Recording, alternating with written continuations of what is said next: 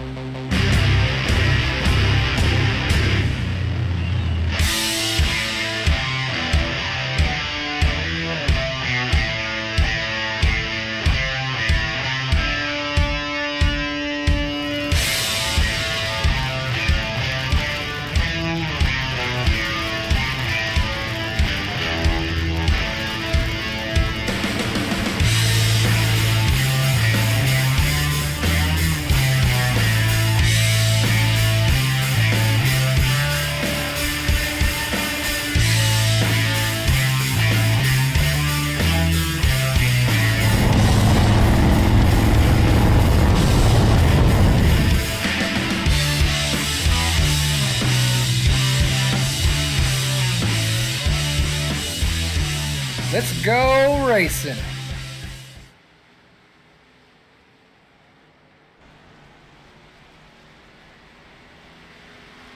Welcome, race fans, here to another night at SlideJawb Racing League, as these guys are going to be taking on New Hampshire Motor Speedway here tonight. Beautiful scenery with some nice trees around this track here.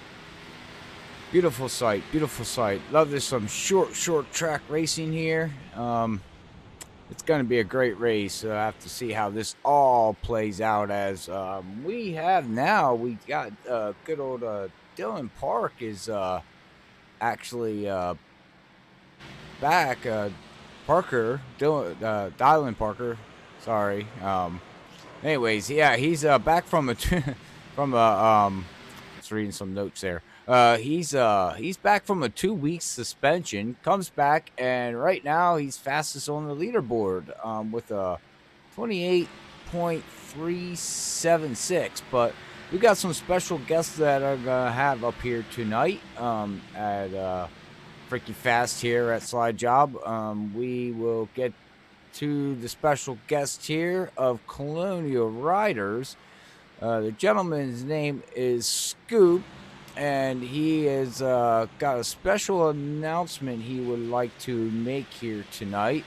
But he will be on after the qualifying session here is halfway through. He'll hop up here with me in the booth.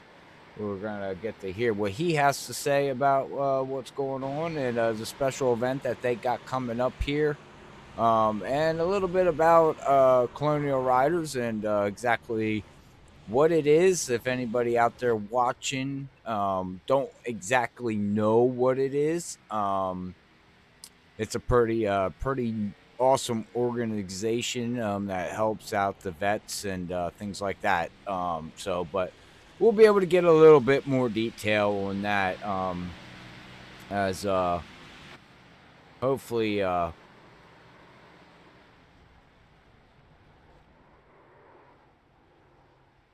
hopefully we'll get all the info we need here. As looks like we got qualifying starting right now.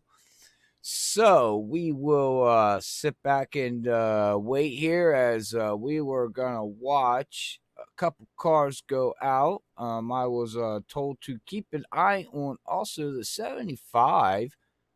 Matthew Chastain also has a lot of fans out there, from what I was told, and he has a new paint scheme that he is going to be running here tonight. So we will have to see if we can get a close-up shot of that vehicle for his sponsor. He's got a sponsor out there, so we will do the best we can to get a half-decent shot on his vehicle there, so his sponsor and everybody out there can see. He said he was working really, really hard on the paint scheme because these guys here take some pride in their paint schemes out here too. So takes a lot of things, to do. But from what I'm seeing here, also for the track conditions here tonight, in sim racing time here on iRacing, it is Wednesday, May 15th, 2019. And as of right now, we are at 2:21 p.m. in the afternoon. And air temperature is 93 degrees with a track temperature at 105. And from experience, they're going to be slipping and sliding a little bit coming out of the turn, especially out of turn 2 and out of turn 4. You get back on that gas pedal too fast. That's going to be the kicker if you can get them tires to grip without sliding and get a launch off the corner, or if you spin them tires a little bit too much, get that back end to kick around a little bit. Well, we all know what happens when that happens. It starts slipping and sliding, and before you know it, around you go. And that's something you don't want to do, as we all know. So I do appreciate everybody out there tuning in onto the Facebook side of things and the YouTube side of things. Don't forget to hit that like and share and follow button on both of those social media sites. We do much appreciate it up here at Freaky Fast. But we're going to see here as we got a couple cars going out as of right now. I have to keep an eye on Jade. So we'll see what if he puts down a qualifying lap or if he does or doesn't. But until then, until we're waiting for that sponsor here, we will do a quick run through of our own sponsors here. Don't forget to check out Dirty Air Podcast every Tuesday night at 11 o'clock Eastern on Facebook for all your sim and motorsports racing news and some fun chatting with Zach Hall and Brian Johnson over there. They are also live now on Spotify, iTunes, and Google Play, or Google something. I don't know. I apologize. I don't know. It's just a Google platform, I do know. They're also on Facebook, like I said, so you can check them out. They're linked out all over, so make sure you go subscribe to them. We do much appreciate it. And down on to the right side, you'll see the ticker. We're also happy to be sponsored by iPitting, iPitting.com. Make sure you go check out iPitting.com. If you're an iRacer or you play the iRacing game or any kind of cars, tracks, whatever you race, go check them out over there. It's got a nice streaming platform that you can use. It's integrated with Twitch. Shows team standings if you got a team. It's got endurance stuff, a whole bunch of different things that it's got.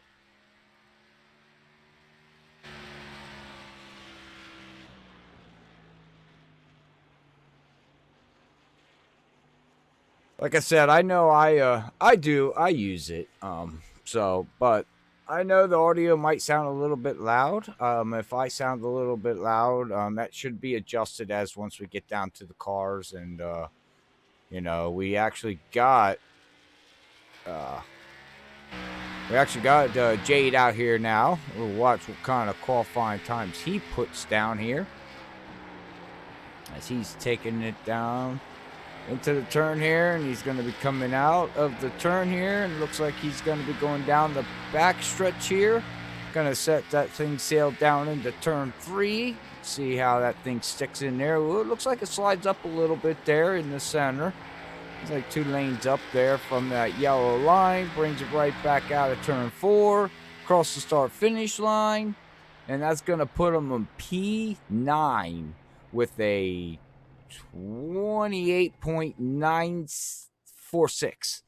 So, all right, let's see if we can get Scoop in here as we got about 14 minutes to go. Let me see if I can find...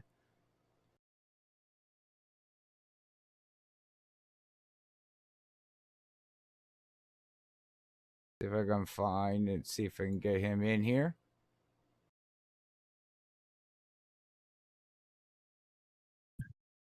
I don't know. Jade, it's Robert up here in the booth. You got a copy, man? Yeah, I got you, Robert. What's going on? Oh, not much, bud. Not much, man. Hey, man. So far, it looks like you put it at P10 so far with that 28.946. But I hear you got a special guest here with you. Yeah, we got the Colonial Riders secretary here. Goes by Scoot. I'll hand him over to you right now. All right. Good deal. What's going on? Not much. Welcome to Freaky Fest there, Scoot. How you doing, man? I'm good. Good to talk to you. I've been listening to you the last few weeks, and I got to say what outstanding job you're doing, and I enjoy it, and just watching the race and what you're doing, man. Thank you. It makes for a good time. Not a problem. So, I was informed that we got a little bit of a special event going on that you would like to let everybody know. Yeah, absolutely. We, the Colonial Riders, we are a chapter of the Combat Veterans Motorcycle Association, and we do an annual event. It's a motorcycle poker run that raises some funds to help us do what we do of being there for veterans and one another, and trying to give back to our brothers and sisters in arms and all that. So we've got that coming up October 19th. Awesome. Well, that's good to know, because I was trying to get a little scoop on what you guys actually are and everything. But yeah, I mean, I got the little image up here that was sent to me here on the live stream for everybody to see. I hope you get a great turnout for this. We're happy that you're sponsoring SlideJawb Racing League. But I guess my next question to you, as we got time, what got you into Colonial Riders? What made you get into riding bikes and doing all the things that you do for this? Well, I'll back up just a quick second so I can fill you in a little bit more about the Colonial Riders and who we are. So we are a chapter here in Virginia of the combat vets. We're a unique organization of combat veterans, those that have been in or directly part of a combat operation. We have supporters, and then auxiliary members are the spouses of those full members and stuff. And we're from all branches of the DoD and services, and we all have a passion for riding motorcycles and an unbreakable family bond, and we help each other through the hardships and dedicated to being there for each other in times of needs. And our kind of mantra and credo is vets helping vets, and nice. That's what we're about. Nice. I couldn't I say it and I'll say it again. I do appreciate that. I know maybe I don't want to get off too much subject here on you, but my mom rides a bike, so I get it. So yeah. No. I mean, you're running this. I just definitely wanted fill you in on who we are a little bit, and we have 40 something members, and we ride together as much as we can. I looked at our we have a mileage tracker to give you a little aspect to what we're laying down on these roads, and we have collectively through our membership, we've logged over 124,000 miles this year on motorcycles between 40 something people. Wow. 124,000 miles, and that's not that's a low number because a lot of people don't even go in and log those miles, but it's the camaraderie and fellowship that you have when you're on a motorcycle, for whether it's a day ride and you're going from bar to bar and hanging out and telling lies and having fun, right, to being on the road for hours and hundreds of miles, and everybody's miserable just trying to get to where you're going so then you can hang out. Yeah, man, awesome cause. Well, if there's is there a place that the people out there could maybe help donate or anything like that? Yeah, can you? Is there a website for them to go to? We do have a Facebook page, which is 27-5 Facebook CVMA.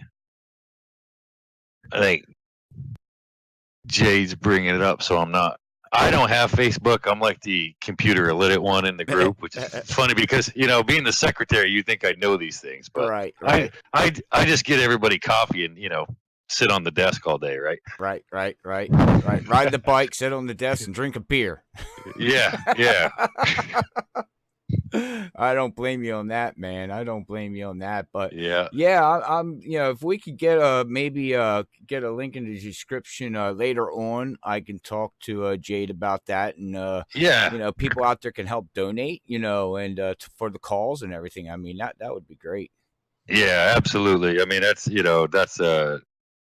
and that's where when Jade was talking to me about doing this and stuff, and I wanted to support however I could and be a part of it. I'm a pretty busy guy. I work a couple jobs and family man and all that, and I really try to do what I can when I can. And this was something, and with the Iracing is awesome.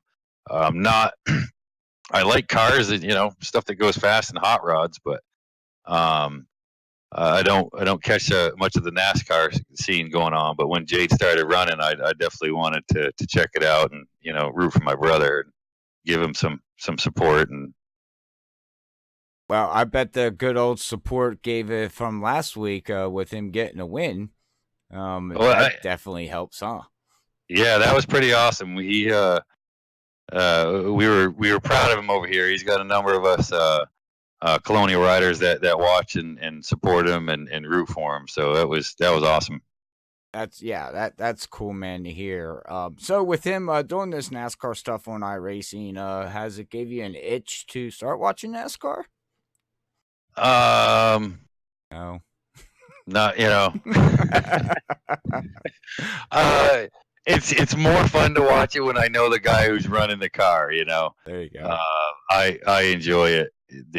But anytime anybody's hanging out and having a couple cold ones, and we can watch the race. It doesn't matter to me. I don't have anybody I root for in particular, but like I said, I like cars and watching them run, and those last few laps of most of the NASCAR races, those are the ones to catch. So yeah, amen on that. Yeah, NASCAR's in my blood, man. But yeah, I mean, it's awesome to have you, here talking about Colonial Riders, and you becoming a sponsor of this series here at SlideJawb. I know these guys much appreciate it, man.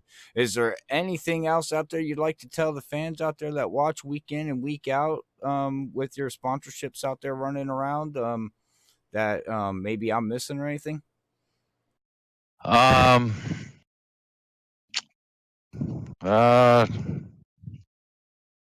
Nothing I can really think of. I mean, I want to wish everybody luck, and all through these races, and we're glad that it's working out and everybody's having fun, and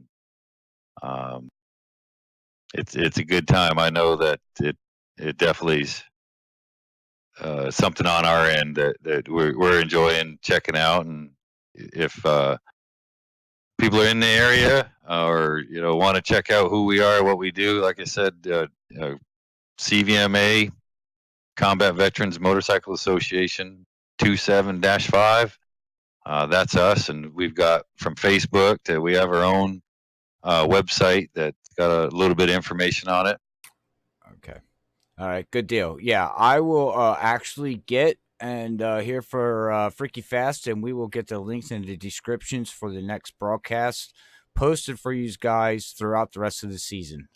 So everybody can go and look and just give a click and read up on you guys and see everything what's going on and maybe help donate here and there if they can. Yeah, But I do much appreciate everything that you do for the military and all the stuff that the vets and all that. It comes deep to my heart. So Yeah. and here at Freaky Fast, so we'll do the best we can and keep throwing out that name for you, man. But we do wish you the best of luck on your next event that you got coming up here in, I believe, in October, correct? Yep. Yeah, that's right. And I think probably just the last thing is any veterans association, whether it's us here on the East Coast, and we are the combat vets are nationwide, and the veteran numbers are pretty minimal. We're about 7% out there, of the actual population. So any support, and Christmas time, you always see the Marines out there collecting for Toys for Tots is huge. So anything like that, we serve because we serve for our country and the people. And anytime somebody says thank you for your service, it's an honor for us. So. Well, amen on that, Scoot. Amen on that, man. But all right, well, hey, man. Again, thank you for coming aboard here. Thank you for putting out that info about Colonial Riders. And again, God bless you, man. And we do appreciate you. Well, thank you, brother. I do appreciate it. And if I could kick it off by saying I'm looking forward to everybody getting freaky nuts. Okay. Sorry, you just got me. You got me. You got me. Man. I'm not allowed to say that. No, it's okay. It's Zach Hall's not here tonight, and every time I say freaky nuts, he shakes his head like, "Oh, really?" Yeah. Well, that's right, man. We're gonna get freaky nuts. We're gonna get freaky crazy, and we're gonna support and do what we can, man. Well, right on. Like I said, you're doing a great job. I appreciate it, and you make the race. You do great commentating. I do appreciate it, bud. But all right, well, you have a wonderful night, man, and we will hopefully catch you in the next couple of weeks, man, and be safe. Sounds good. I'm gonna get another Miller Lite. So have a good one. Hey, you too, bud.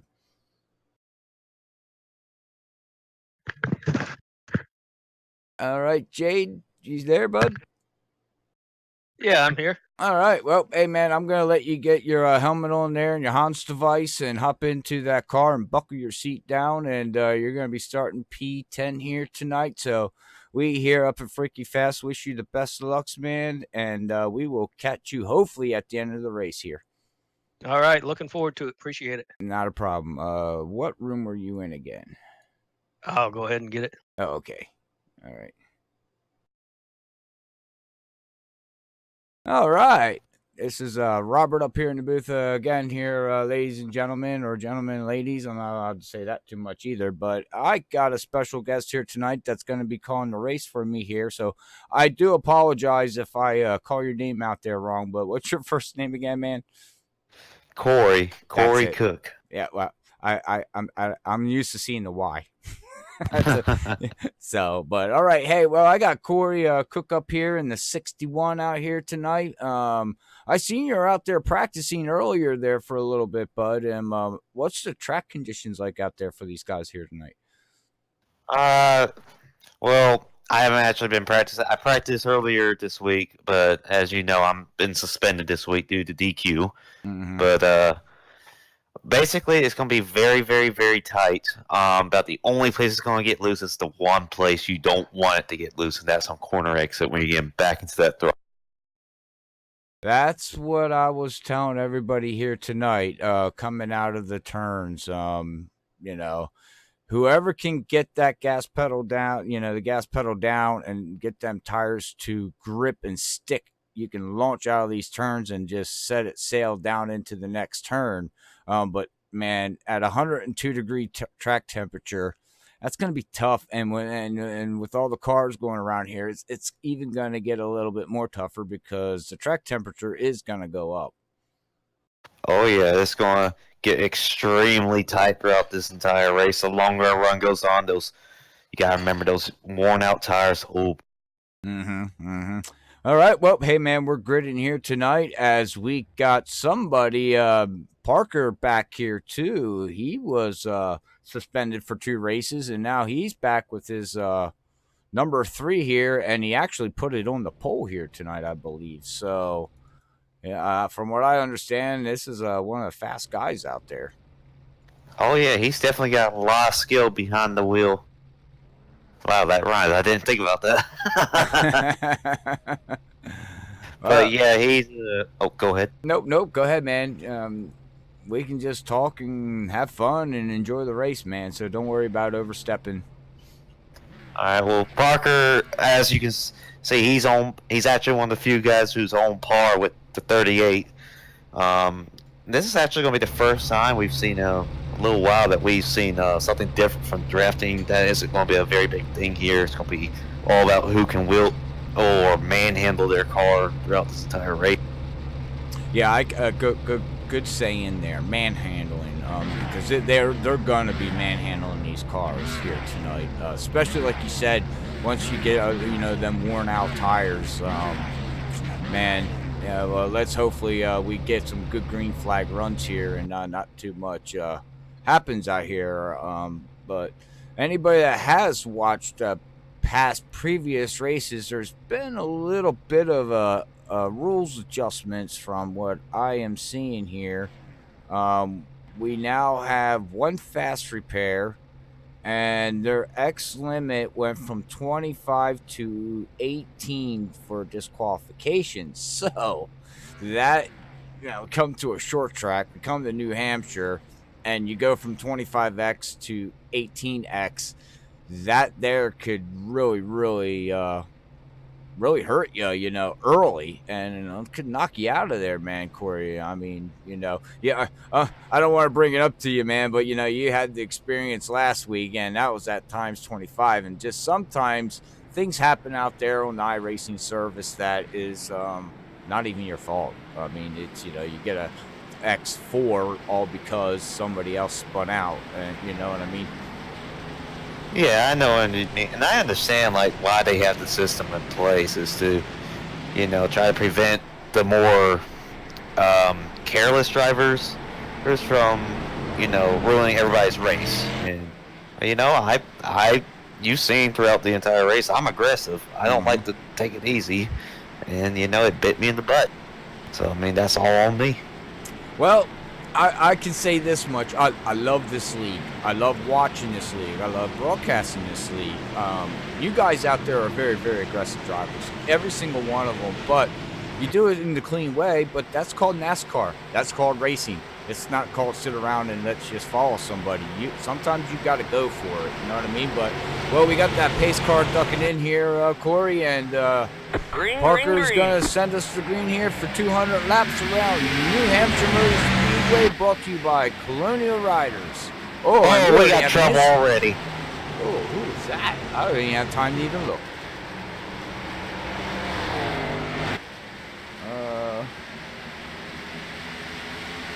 Yeah, I can't find them. What the crap just happened? I have no clue who that was. I seen a car go up into the wall. Oh, it was the... It looks like the 22 of Clark has a little bit of damage here. Yeah, he's got some damage. He got up into the wall in the start of the race. Well, let's see what happens here. And he's also got some rear end damage, so it looks like either he got plowed into or... I see what happened. The 15 misjudged the brake on when the 22 was going to get on the brake and ran to the back of him. He tried to avoid him, but there just was no time. Yeah, and that's the other thing we have not talked about. Brake bias, moving the brake bias forward and backwards. You know, trying to move it back or loosen up the car. You move it forward, it will tighten up the car. But, you know, everybody's got a different braking points out here, too. So you really got to play, you know, the braking points. I mean, the track's wide enough here, as everybody can see here, to get some movers and move around. But, man, when you're tied up against somebody, sometimes it's unexpected braking time. Oh, yeah. I mean, that's kind of the risk you take when you try to get on someone's back bumper going to a corner, so you can either psych them out or just have a better dive into the corner. But that's the risk you take, because they could brake earlier than you, they could brake later. It could mess your braking zone up for all you know. Oh, most definitely, most definitely. So, well, let's see here as we're looking here as the number 3 here of Parker has led all the laps so far at the start of this race here. We got the 18 of Williams. He's moving up to 4th position. And we got Matthew Chastain, which is, I've been trying to get an image picture here for his sponsor here. I'm not exactly sure. I'm not sure if you can see what sponsor he has on his car. He's got a black and yellow car. Let me see if I can get it. Look at. Yeah, I see Team Max D1 on the back. I think he's got Trinity Racing League on us. But that's what it looks like it spells out. Okay, all right. You're absolutely right. Looking over here on the YouTube side of things, Trinity Racing League. Yep, they're sponsoring tonight, so that's awesome. Thank you for them coming aboard there with Matthews. But you know, I've been saying this here, Corey, for a little bit here. I got my eye on last week, and I'm gonna have my eye on this week between the 2 Matthews, the number 5 and the 75. Not sure if they're done with their little ordeal or not. Yeah, as I had an issue with Matthew last week on that last lap you saw. He definitely wasn't happy. He told me, you know, that's the second time he's got spun out in second place, and he's getting sick and tired of it. So I don't think he's forgotten them. Well, let's hopefully grudges go by, and if not, you know, we can play rearview mirror driving, I guess. But right now, it looks like we got a battle right now between the 7 of Derek and Ed Burrell, which it looks like the 7 there, Eric Newsom, is going to move himself up to the top 10 here, as we are still under green with 9 laps in the books of 200 here. So we got looks like we got a good pace going on right here. Now Ed Burrell just lost another position.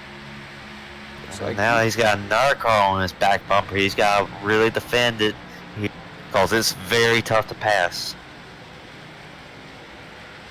We'll keep an eye on him here and see. Oh, the 24 just got loose there. But let's see if we see what's going on with Ed. He might be having a little bit of struggle in the turns here. He's got that thing down. Oh, well, he went through turn 1 and 2 pretty decent there. Let's see what happens when he comes down into 3 and 4. We'll go into the cockpit here and see. And wow. Now, you check this out. Everybody's not running that yellow line around the track there, Corey. Everybody's 3 grooves up. There must be some grip up there. Well, on the bottom lane, the difference between the bottom lane and then all the lanes above that, there's a bit more banking. The very bottom lane is completely flat, but if you go to the lane above that and then all the way up to the wall, you have like an extra 3 degrees banking. Now that doesn't sound like a lot, but it really helps make that car rotate. Yes, good. Yeah, I would imagine that they would just run down lower to, you know, the faster way around. But like you said, you start getting on old tires, you start migrating up towards the wall because of that 3 degree banking. You know, it helps the cars out just majorly. But right now, and That number 3 is looking extremely strong. His last lap was a 29 flat compared to Matthews in the 5 of a 29.2. So he's showing the way of some short track racing. He's coming back with a vengeance. Yeah, it's those flames on that car, man. You need to put them out. I know before he got suspended, he was the first back-to-back winner here at SlideJawb with this season 4, I believe. So, yeah, season 4, if I remember correctly. But you know, he was the first one with back-to-back wins, and then unfortunately he got suspended, and now he's coming back, and he's gonna try to start that streak all over again if we stay green here, which is looking like we're going to. It's a pretty good race going on right here. I don't see much battling out there on the track. I see we have Joseph in the 20. He's a new guy that just signed up for the league here tonight, so that's awesome to have somebody new out here too, man. Oh yeah, it's always fun to have. The more the merrier, is what I say. Oh yeah, most definitely. Well, looking here, we packed 18 cars into the field here tonight, so that's not bad at all here on a Monday night. But let's see what happened to Jake Bell. He's all the way back to 17th, and oh, he's got some damage. Oh yeah, that car's seen better days already. Yeah, big time damage. We missed it. He's got damage on the left side, and you can see he's struggling for speed. Yeah, about lap 13 is where he last had a fresh car, so go back to there and you'll be able to.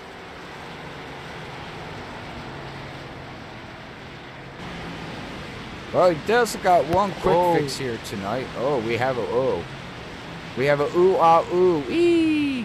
Yeah, I'm looking at the replay with the 14, and go to turn 3 on lap 13. You'll see what I'm reacting to, and you'll see how he got that damage. 10-4, 10-4. It's a little hard to go back that far on the replay when we're live. Just so you know. 10-4. Well, essentially what happened was he got into turn 3 right behind the 15 car, and he misjudged the 15's braking point, knocked him up into the wall as well as himself.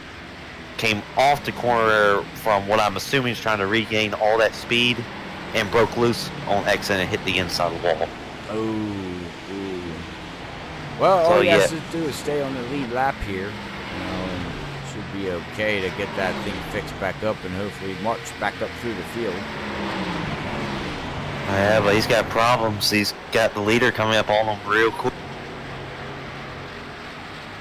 Yeah, and right now we have a green track right now. These guys are 20 laps into this thing, and it's not looking like a yellow's haunting anywhere anytime soon.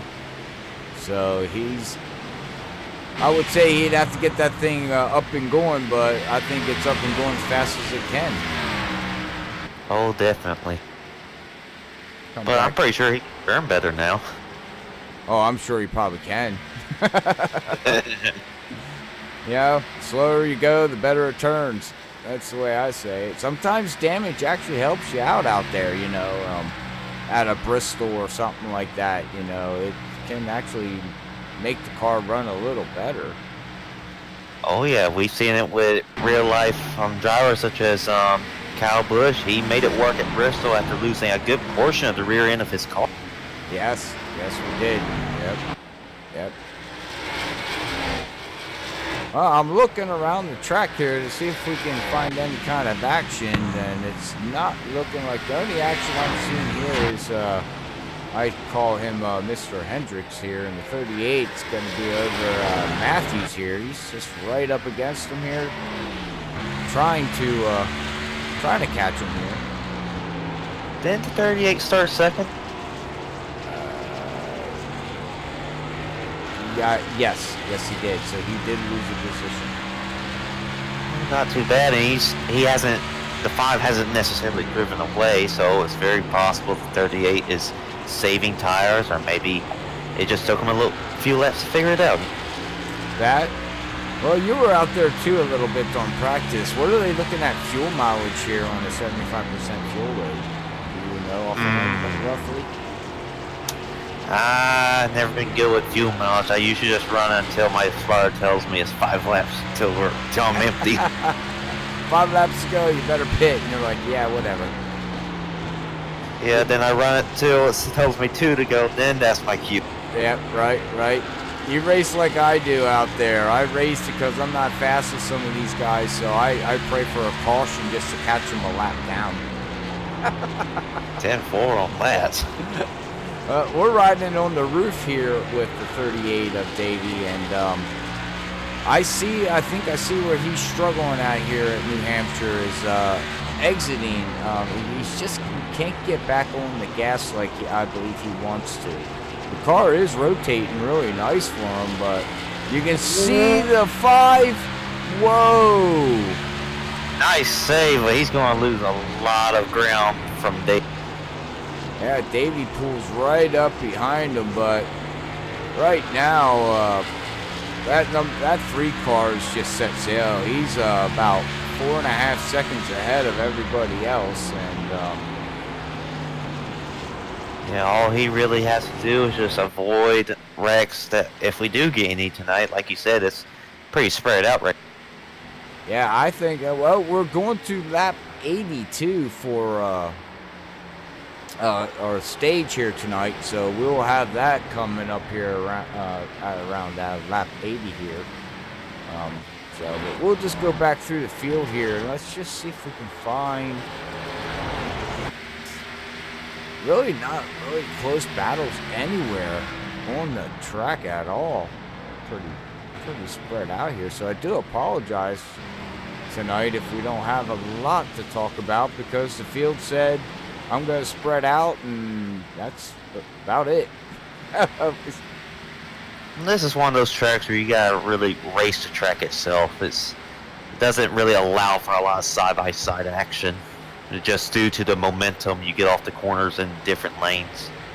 Yeah, very well said. You got to race the track and not the car that you're racing against, or the cars out there. You know, you gotta take care of your vehicle and just take care of them tires. You know, in a long run, as we are now. I mean, we've been green, no yellows so far, no lead changes, and we already got 29 laps in the books already. So these tires are warmed up and air pressure's up to where they need to be. So this is basically what you got is what you got. I'm not sure exactly, you know, unless you got some drivers out there, like you said, you know, snowballing right now a little bit, just waiting. Well, it's very possible that 38 is snowballing, like you said, because he's usually let's look at his qualifying time. Let's see what that looks like. All right, so the 38 was only about 5/10 slower than Dylan Parker, so he's got the speed. Does he have the consistency, though? That might be where Dylan Parker's beating him. Yeah, consistency, yeah. Now, I'll have to see. I wish I had a stat that I could bring up the overall, you know, the last 5 laps or the last 10 laps of their average speed of what they have.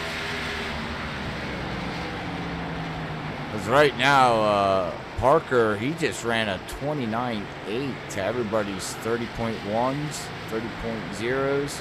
So 30 laps into this thing, he's still hauling the mail out there.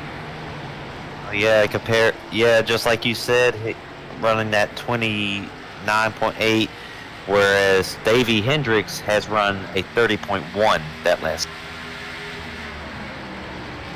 Oh, that lap he just ran a 29.8 though, so he's got the speed. Yeah, and he's looking on the inside on that 5. He's trying to get mad. That's so hard to pass.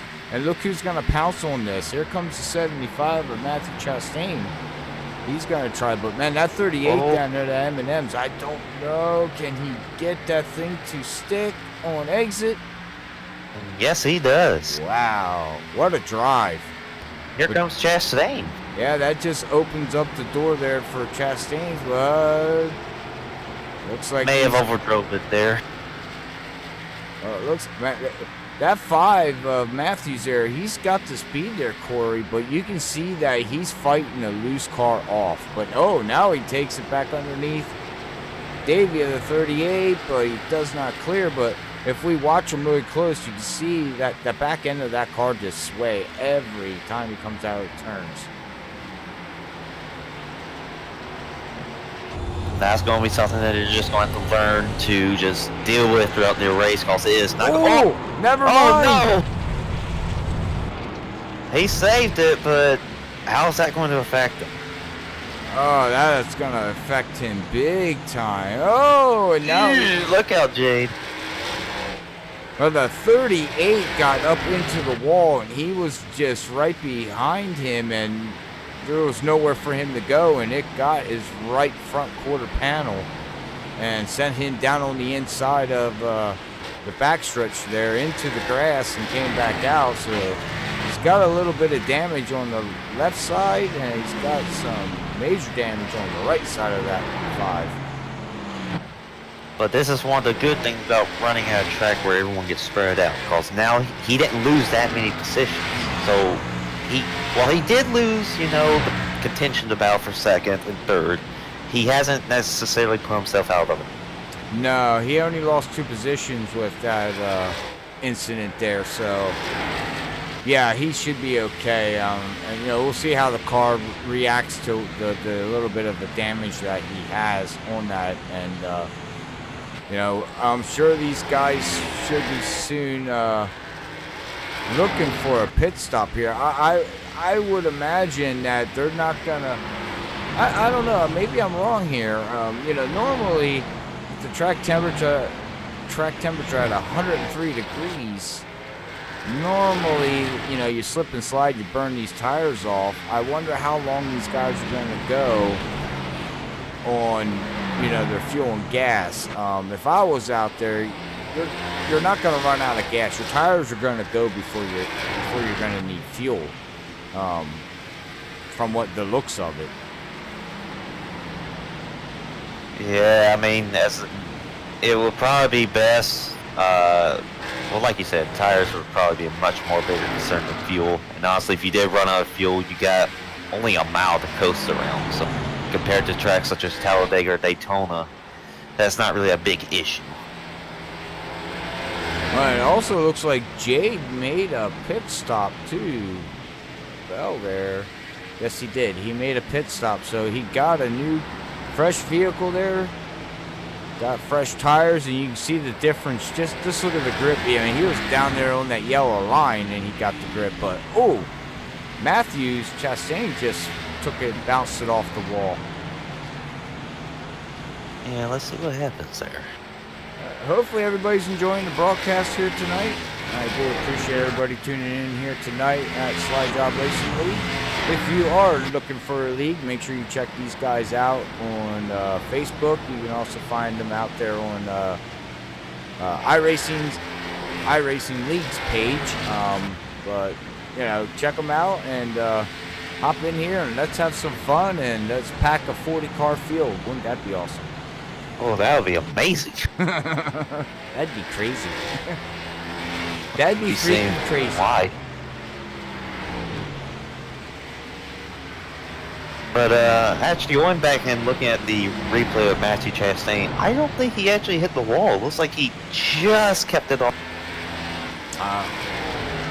It was close, though. Oh, well, yeah, another code. I'm sorry. Nope, you're all right. I'm just looking here on the right side of his car, and I don't see no physical damage. So, yeah, I believe he just tail slapped it a little bit and threw up some sparks. But, we have the leader making a pit stop here with 41 laps. So, we'll see. Apparently, we got pit stops happening. We've got the 7 coming in. He's got the 5 right behind him. We've got the 24. Martin. We've got the 15 of Wolf coming in. So we're looking at about between 42 to, I don't know, 42. Oh, now here we got these guys. I just wonder if there's no way they could get more fuel mileage than this on 40 laps. I just wonder if they're making a pit stop there, Corey, for tires. You know, I think tires is playing more of a key than fuel, like you said. Oh yeah, it's very possible. I've been in plenty of races where people just wanted to pit just for the tires, even if they had enough fuel to get to the end. That's just how big tires. Yeah, tires play a huge factor here. But not only that, they basically split the segment up. 40 and 40 is 80. And we stay green, they're going to be pitting lap 80 anyways on the stage. So they basically split it 40-40. So I see the strategy that these teams are calling out there.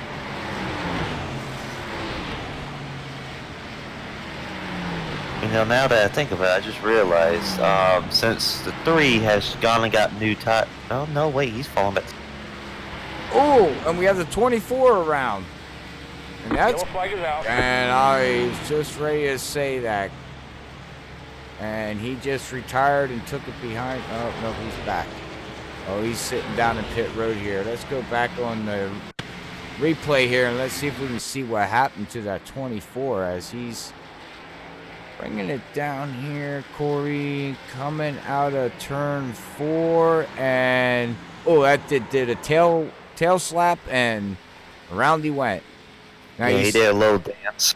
Yeah, and what's the funny thing about that is that you seen him coming out and it started kicking out on him, and them rear tires being so fresh, they gripped the track and just shot him to the right, and he overcorrected it and spun it around and went head first at the inside wall there. That's a shame for him, man. He was having a decent run here too. But yeah. Now, this changes a lot here because the 17 did not pit, the 44 did not pit, Bryson did not pit, the 10 did not pit that pit cycle around, so they're now coming down. Now, where does this cycle Dylan Parker and the 38, you know, all those guys who were 1, 2, 3 before, where does this cycle them? Well, it's going to cycle them to the lead, or up to the front, but the cycle of tires is what it's going to do. And it looks like they're going to stay out. The 3 and Matthews in the 5 are going to stay out. It looks like Jay Bell in the 14 is going to get a wave around. So the 38, he came down and made a pit stop. He's sitting down on pit road. So as we wait for the scoring pylon to shuffle itself around here, we'll see if the 3 and the 5 decide to come in. And nope, yep, nope. Nope. Well, that's He'll make up his mind there. Well, that's a gutsy call. Well, you know, he's got to have 6 laps on his tires compared to everybody else in the field, but that car's been so strong on lap times. Now the question is if that car's that strong, can that car hold off fresh tires, basically? Darker just put in a little message out saying, sorry, lap cars, I actually feel kind of bad. Well, there's our in-race reporter down there. He's hearing what's going on, so we do appreciate you tuning us in there on the insight there, Corey. That's awesome. There's your new job. Give us the feedback, man. I don't hear what's going on down there with the pit crews and they're talking and everything. Believe me, sometimes it's best that you don't. Why? Do they get freaky nuts? Well, you're racing 200 laps, wanting to win a race, and someone spins you up for something you think could be avoided. Things tend to be said. Well, it looks like we got the one to go here. Yes, we do. One to go. Completed lap 49. Get ready to go back green here as that Porsche tonight is going to set them sail here. So going down the back stretch, you're going to get double file. Joseph there in the 20. He's now, what's he looking at? Third position? Not a bad run. Not a bad run for his first race here at SlideJawb.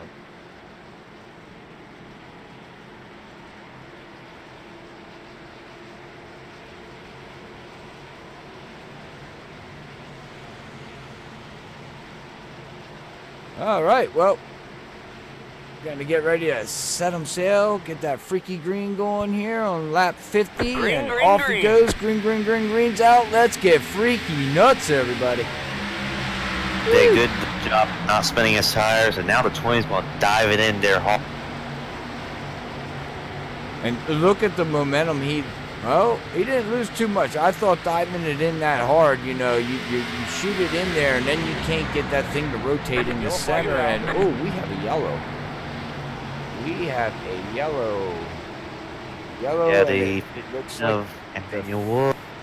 Looks like Emil Wood, Wolf, sorry, was involved into that one there. Let's go back and see here as see him going down here in the turn 1 and 2. Looking pretty good. Coming out of 2 and same thing. To the left, to the right. And overcorrected it. But he didn't hit nothing. It looks like he's got a little bit of left rear damage, but I don't know if that's from previous. Because it didn't look like he hit anything out there. So, well, man, go ahead. Emmanuel's known to be a very aggressive driver, more aggressive than the rest of us. So it's very possible he may have made a move that wasn't quite what's the word I'm looking for? I guess smart. Sorry, Emmanuel. But the point I'm trying to make is he doesn't mind to bump and bang and make his car bend in all sorts of ways it shouldn't be in order to win the race. Well, I would too. It looks like the 55 there of Nick is getting a wave around, and that's gonna send him back on the tail end of the lead lap, and that's gonna put 14 cars now back on the lead lap here tonight. And the 14 of Jade is 1 lap down yet, and we have Ed Burrell 1 lap down, and we got Paul Turner in the 42 there, 2 laps down. So unfortunately Jade needs another yellow, man. Shout out to the 55. I like that paint scheme on his, old school Richard Petty.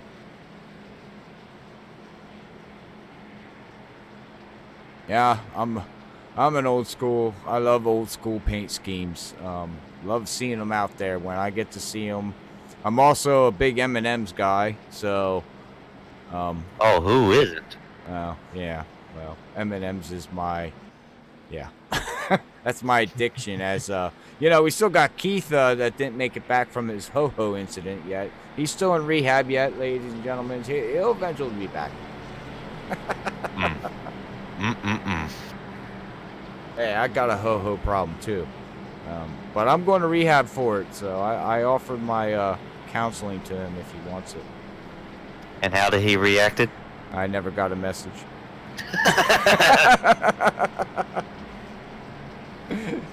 He never messaged me back. That's all right. Never got a hold of me. But hey, man, the offer's out there, right? Right. Oh yeah.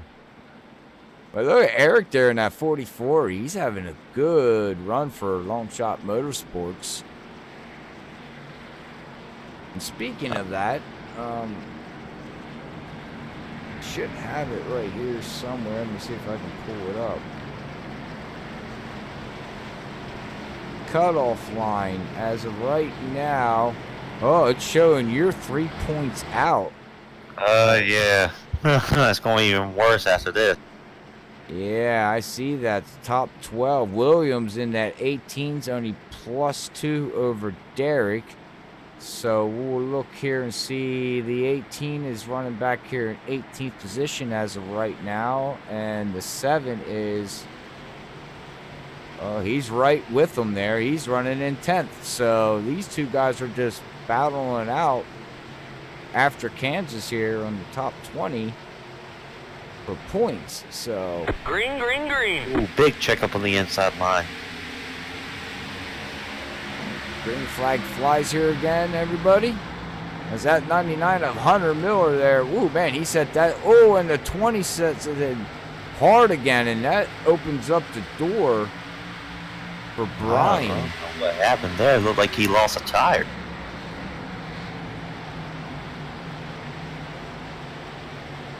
Oh, from the looks of it, cold tires don't like the track right now.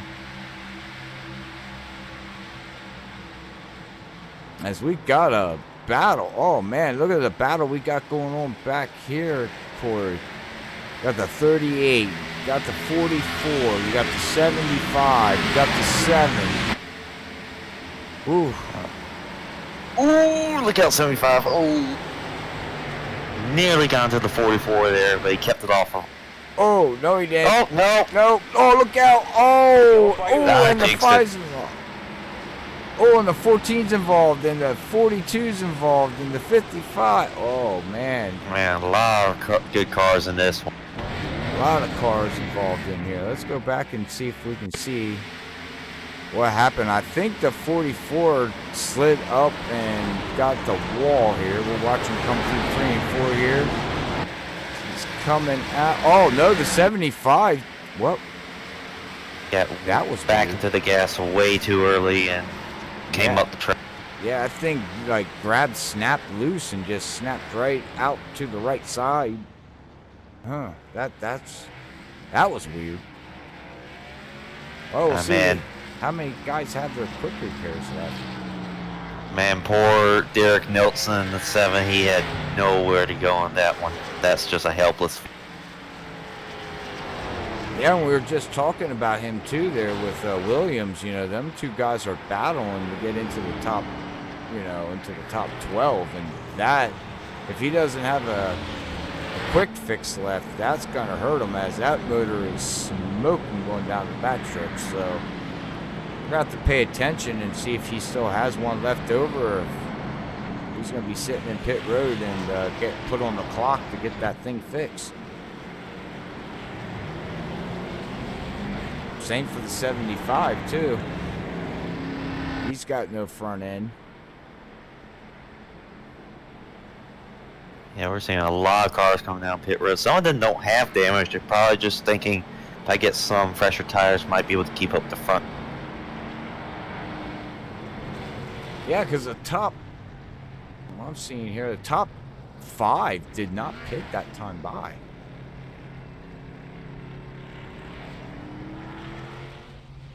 Huh, interesting. Well, it looks like the 7's used his quick fix. That's the last that he has. He's now got a brand new car. 75 used his. He's got a brand new car. So 60 laps in the books. Boy, they gotta look like, tone that aggressiveness down a little bit there, Corey, and try to maintain and keep that car clean to the rest of the race. That's easier said than done to tell any NASCAR or any driver to take it easy. Very true. I know, I can say it. Take it easy, guys. I have my teammates tell me, just take it easy, Corey, don't wreck. I said, I'm in top 3. I want to win. That's right. What, do you want to talk about your team a little bit there, man? Why we're under yellow? Yeah, sure. I mean, I race with, I know I drive a Camaro, but ironically, I'm driving for Penske Racing. So, yeah, last minute before the Daytona race started, William and messaged me asking me if I wanted to join his team. I said, "You do know I drive a Camaro, right?" He said it didn't matter. So, I mean, first few races we've had really good luck. We were getting laps led. We were doing good at points. Obviously, last few races have not gone too well. Yeah, but you know, it's a long season. You can still bounce back from that. We all have our ups and downs there, you know, and you know, Penske did get a win. You know, you got yourself into that win column there.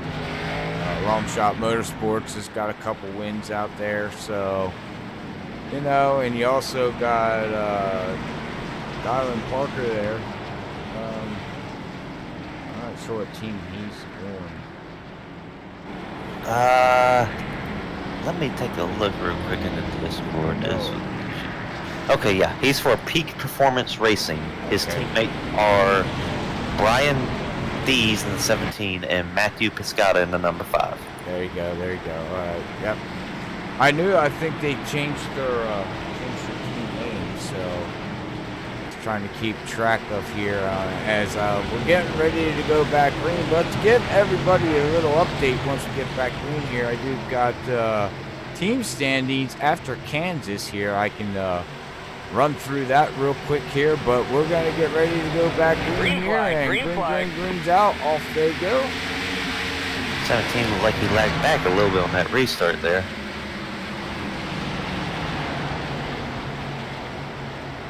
It looks like,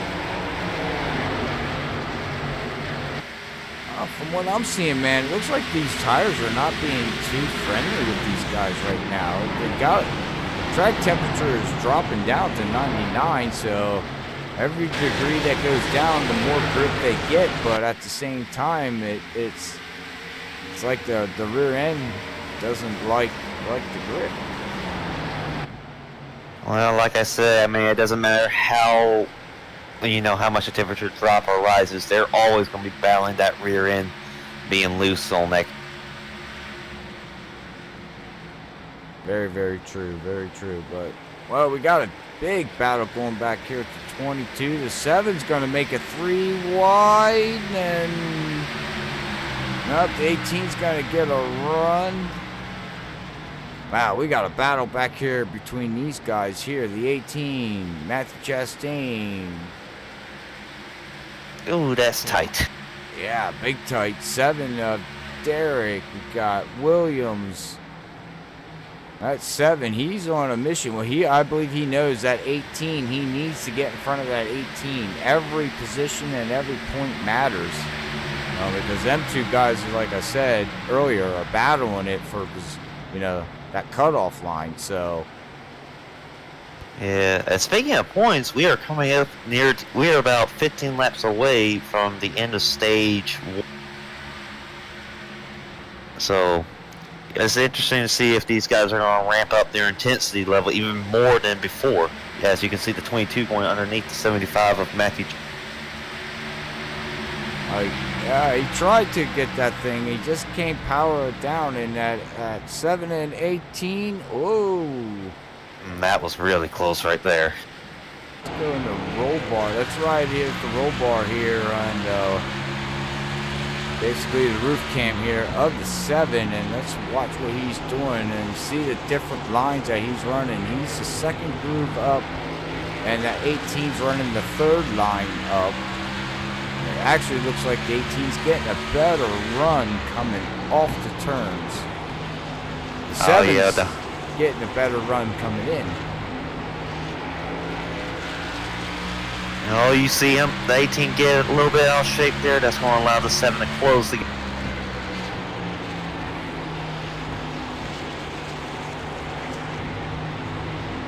Go into the cockpit here. Cockpit view here, and let's watch the wheel here, and just watch his hands sawing that thing. Left, right, left, right, left, right. Sawing. Easy on the gas, coming out of turn 1 and 2 there, heading down the backstretch, following the 18 into 3 and 4. Hunter Miller up there in that 99, right in front of the 18. Oh, the 7 got a run, but he had to get out of the gas. Oh, but he's going to have an opportunity right here with the 18 and 99 side by side. Oh, no, 99's going to let. Ooh, hang on, hang on. He's going to try to look at going down into 3 and 4, but that 18's got the better run coming off. Oh, no. He had to get out of the gas there. No, the 7 is faster than that 18 there, Corey, but he's got to keep getting back out of the gas because, you know, you said earlier in the broadcast, it's so hard to pass here. Yeah, but eventually... Well, he's hanging on to it, but like I was about to say, eventually the 7's going to get tired of checking up. He's going to start letting the 18 know that he wants by. And we got to all remember the 3 bump rule. Yeah. Yeah. Well, I think that this, him sliding them rear end tires, I think he just hurt him. I don't think he's going to catch back up to that 18. You get these tires mad at yourself, you know, or mad on the car, it doesn't help. No, it sure doesn't. It looks like we're closing down to the stage of lap 80 here, everybody. We'll have to see how this is all going to play out here. As we got the 15 coming around, and caution is out.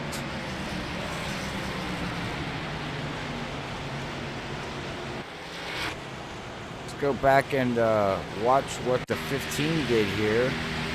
I don't think he hit anything. Sends it down into turn 1 and 2. Looks very clean coming through the 1 and 2 there, and that thing just whoop, right around it went again. Famous words, got back in the gas too fast. Oh, yeah. So easy to overdrive the exit at this track. I cannot stress that enough, and every other driver out here can vouch for me for that. I just want to know what Brian is going to try to do with Davey up there, as right now that free car is in his own little world. That's all I can say. He must have a grin across his entire face. I'm sure he does. I'm sure. Hey, look, man, I was suspended for 2 races for getting in trouble, and I'm going to come back and I'm going to show you guys what I'm made of. Got everybody coming down, making a pit stop here on lap 74 of 200. Getting ready to be have our stage here on lap 80. But to quick run through the results here on what I got up on team standings after Kansas. Longshot Motorsports has 4 wins and is leading in the points, with Penske, Peak Performance Racing with 2 wins. They're 70 points behind. Penske's got 1 win, and they're good many points behind. 100. Well, it's 124 points behind the leader, 54 points behind second place. And then we have Full Send that is in 4th place. Newman Family Racing in 5th place. Wolfpack is in 6th place. And let's see here. We got some drivers that I don't even know. Riggs Motorsports is in 7th place, and Everhand is in 8th place. I'm not even sure who's on the 8th place team there, so I do apologize to everybody out there on that one. Now, looking through the field right now, I've noticed that the 14 of Jade Bell, last week's winner, has damage yet to... And he's 4 laps down now, too, so he went from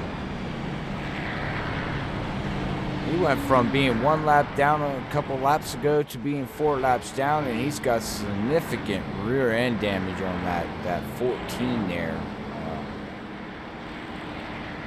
I have to say New Hampshire is not liking him tonight. I mean, it's like that sometimes. Sometimes you're doing great one week, you win a race, and the next week, I mean, you don't know why everything's going wrong. Now look at this gutsy call here. We have the top 3 of Darren, Matthew Chastain, and Bryson Clark. They all stayed out with going back to green with about 4 laps to go until the stage is over. Now, every stage all the way down to the top 10, these points count. So they're racing for the stage just like real NASCAR. So, well, buckle your seatbelts. Let's see what happens here.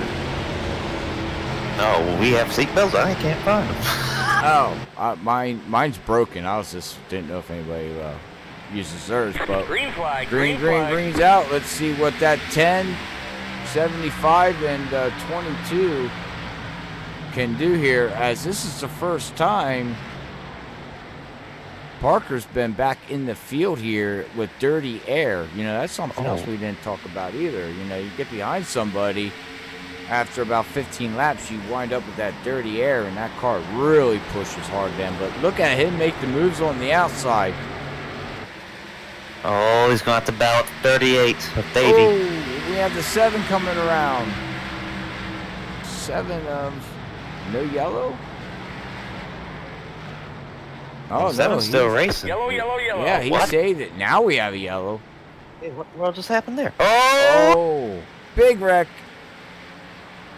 Oh, let's go back. We see the 44, 55 sitting on the track. Let's go back here. Oh, okay. We see the 7 going around. And it looks like it happened up in front here. And we see, and the 10.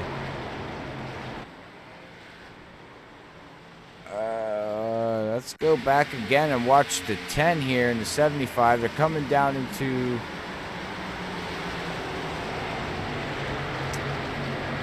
turn 3 and 4.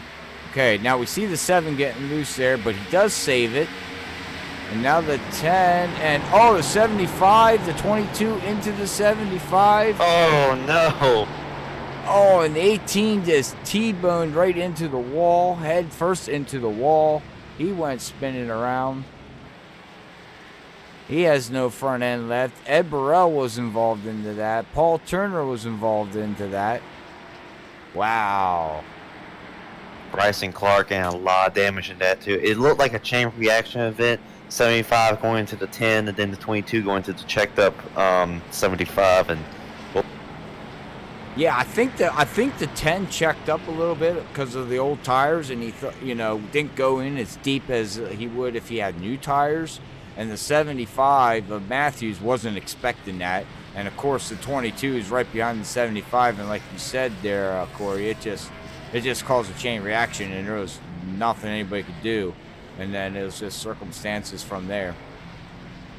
Well, this is going to work out great for the 3, 38, the 17, just all those guys. They get 2 extra positions. The 3 gets the playoff.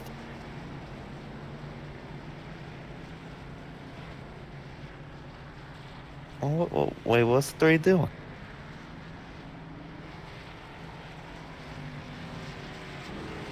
Let's see here. Oh. If they Did they call the stage already? That's what I'm thinking. They must have called the stage. Yeah. So we did miss the stage winner. I believe the stage winner went to this 3, I believe.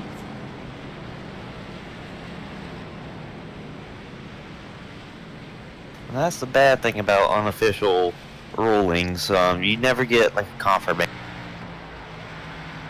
Well, I did get a confirmation here in the league rule changes here. If I can find it, maybe I can let everybody know out there exactly what I was told.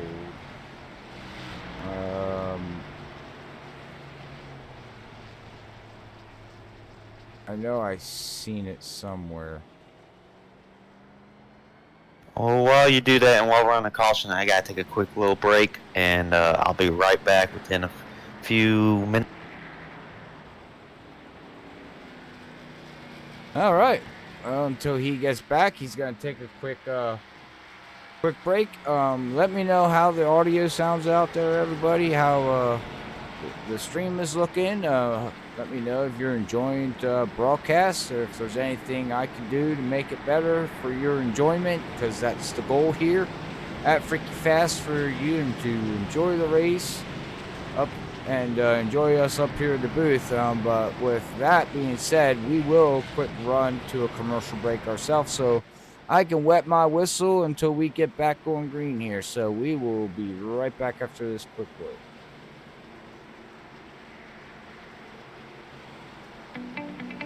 One of the main reasons I did decide to join the registry is because the lack of African American representation on the registry. It's our responsibility to register. This is something that we can control. You can do this. Think about if it was your child. Think about if it was your sister. Don't let fear be the only reason that you don't save a life. Green, green, green.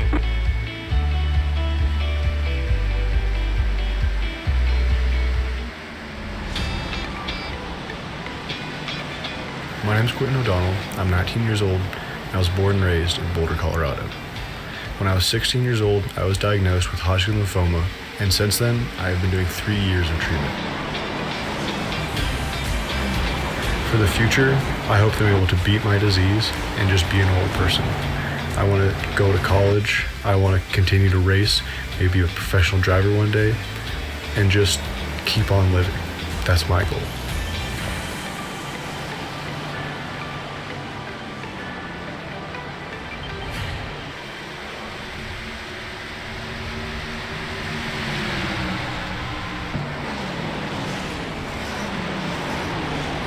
All right, we're back after that quick word. As you can see, we are now back to green. I'll let everybody know out there from what I found out here with the stage caution at end of lap 80, which would have been the end of lap 80, but the yellow came out before lap 80, so it was an admin's decision if caution came out just prior. So basically, with that yellow coming out right before the stage of lap 80, they called it when that yellow came out. That was the stage. So I do apologize. I know I seen it there, and I'm not exactly sure who was leading that stage and who won that stage, but I do believe it would have been Parker in the 3 there. But with the yellow coming out, the scoring pylon got a little bit of all messed up. But well, anyways, we are back live here at New Hampshire Motor Speedway here with SlideJawb Racing League, brought to you by Colonial Riders. We're watching Parker there. He's only back to P9. Now we know he's got a fast car. And he's going to move it up there to position number 8, and he's going to be setting sail there on Davey Hendricks, which we know he had a fast car. He was running up there between second and third position there at the beginning of the race, but with that yellow coming out, it basically just shuffled the whole field around, and now we see a new car out here in that 22 Toyota. Bryson Clark taking over the lead. And just got back here, so how did Parker end up in the P9? He actually went down and made a pit stop when everybody else stayed out, so he's got the freshest tires out there compared to anybody else. Well, pretty close to anybody else. Actually, I'm wrong. looking at the stent here, he actually pitted with everybody else that last pit stop. Bryson is on the same stent as everybody else, and Brian in the 17 is actually the car with the most laps on the stent of 16. So I'm not sure how he got back there. I see what happened. He had a bad pit stop. Entering pit lane and exiting pit lane, he had a 52.5. His pit stop was a 28.7. So he had a fluff somewhere where they dropped a lug nut or something.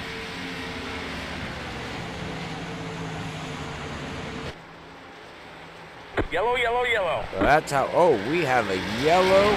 Yellow is out as we're almost halfway through this race here.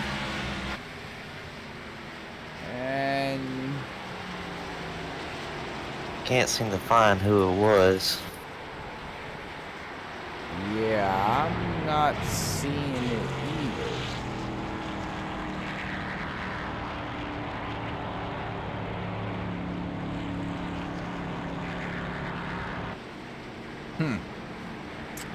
That one, I don't know. You would think on a 1 mile racetrack it would be easy to find who spoke. Right? Just look for the smoke. Huh? No way, Iracing hasn't added that yet.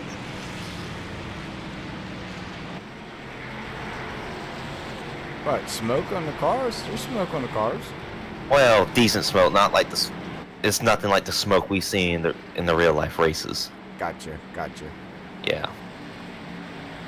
All right, well, I know a yellow came out here on lap 93. I just don't know exactly where it was from or who it was with. Because all cars are driving forward unless we had somebody spin out, do a 360 and keep it going, and it threw a yellow.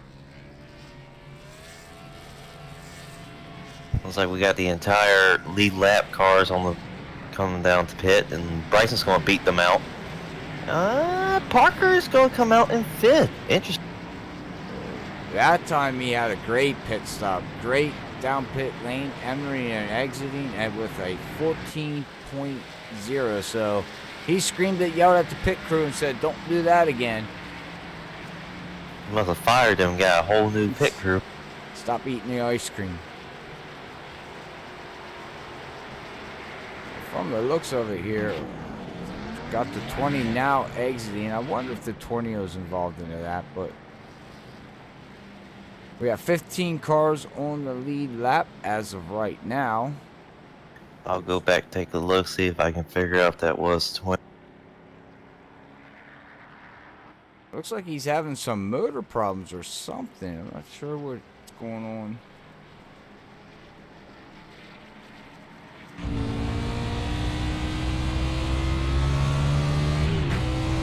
No, I've gone all the way back to lap 87, and 20 just looks like he's cruising. He's already got damage. Yeah, I do. We just went in the cockpit with him exiting pit road there, and you can see him swaying the wheel back and forth. So it looks like he's having some kind of mechanical problems on that 20 here tonight. Something's not right for him. I guess that caution will remain a mystery forever. So we go back and look at the replay. Yeah.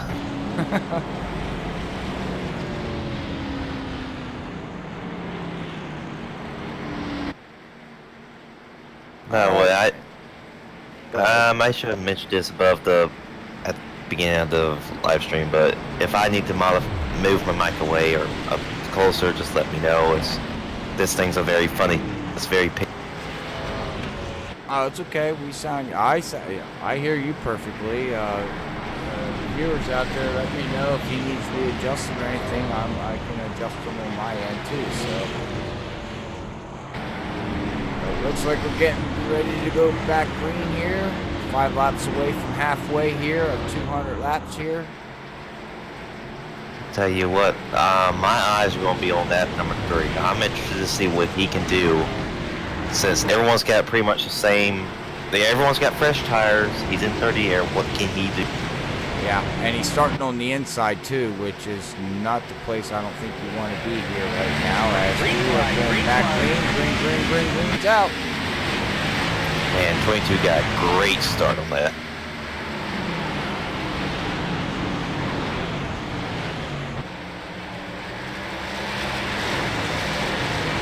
Looks like, well, right now, halfway through the first lap here, back green, that 3 has not moved or went anywhere, actually. He's still running in the same position that he started, I believe, here. Yeah, he's still in 5th position, but it looks like he's, everybody's getting single file now. And this is going to tell you what kind of vehicle he has in that 30 air, as he can start moving around the track and try to find some clean air to get by these top 4. Look at that 38 of Davey Hendricks. He's up 2nd and looks like he's trying to pull away from the 15 and chase down the 22 of Bryson.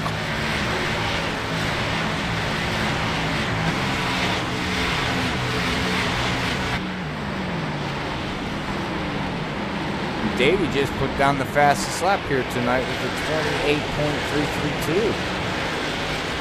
Very impressive, very impressive. We must have learned something that we don't know. Well, the track temperature did drop 2 more degrees, so not sure what he found, but he found something.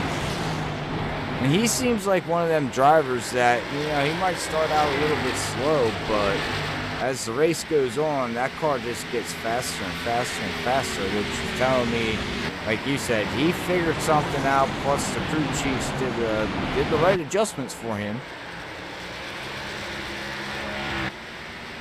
And that's honestly the kind of car you want to have for tracks like this, where everyone gets spread out. You want a long run.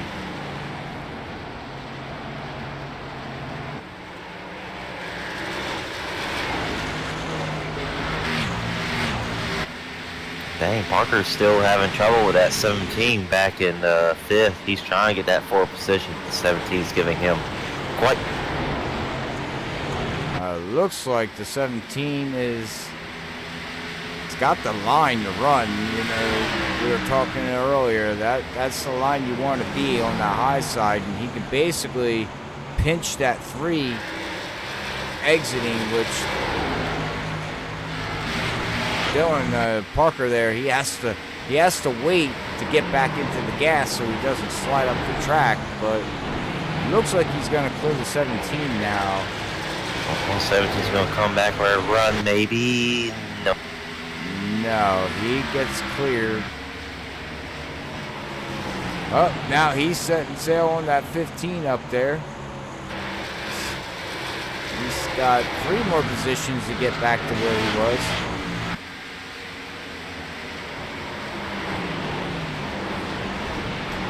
102 laps in the books, so we are now over halfway.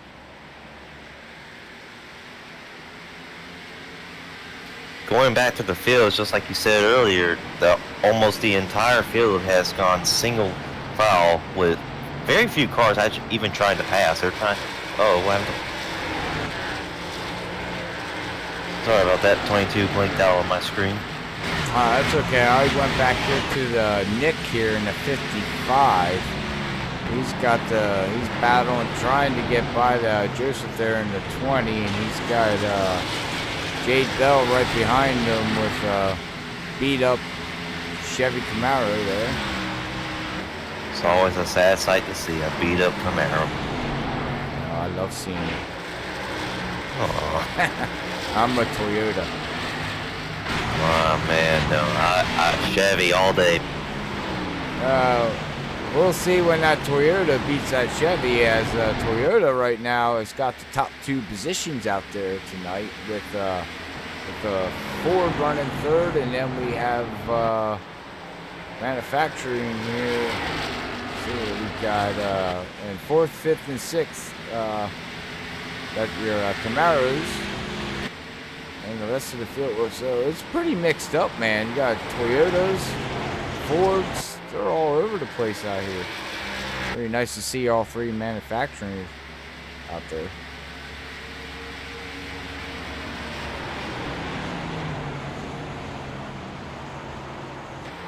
Now watch this. I kind of noticed something. In the top four, all seem to be running a similar line. So, with the 22 taking a little bit more sharper exit, but I mean, compared to the rest of the track, they all look pretty similar. Where I'll see on lap times here. Oh, and 28.9s. Parker in the 28.8, so he's slowly but surely creeping his way up through the field here, getting closer and closer to the lead. But you are right. It looks like that 22 is not sure what kind of line that is. That's unique if you ask me. I haven't seen a line like that here at New Hampshire. And now the 38's trying different. He goes way down low and then lets the car drift coming up out of the turn. So these guys ain't diamonding the turns. They're basically, they're taking very, very wide arcs. Yeah, that's new. Let's go up into the blimp cam here and we can actually see the difference in the lines between first and fourth position here.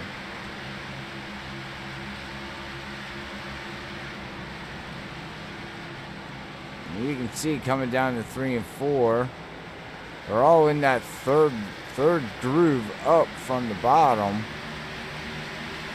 The only one who seems to be out of place is the 3 car. He actually gained on the 15. That always getting even closer now, right on that corner. I'm not sure what that 3 has figured out. I know it looks like the 22 and the 38 figured it out too, but I don't know if it goes back to, you know, are they saving tires? You know, as that 15, whoa. 15 tried to make a move there with the crossover, but he got loose on exit, just didn't work. Yeah, he's going to make them rear tires angry, and it's not a good thing trying to get back on the gas when you got angry rear tires.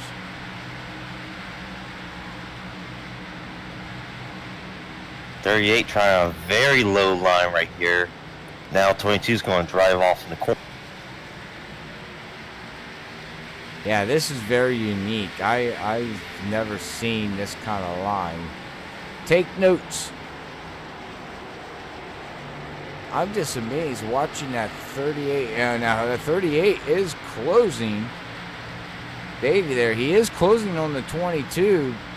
Slowly but surely, lap by lap by lap, but it looks like the 22 of Bryson is a little bit stronger in 3 and 4, and I believe Davey's got 1 and 2 figured out. Yeah, it seems like 38 gets a good exit on 2, where the 22 gets a good exit on 4, like you said. Yeah. Oh, we have a battle for the lead. I think that Moose. 22 is still going to be stronger. and you know who's loving this. Dylan Parker in number 3. Oh yeah, he's Dylan Parker is he mowed him down. He's right behind him. He's these two leaders up here. Now we're gonna have a 3-way battle for the lead. Oh, and the 38 gets a little wiggly there. Let's see what Dylan Parker can do here in that 3. Does he? Oh nope. Oh, he got a good run. Side by side.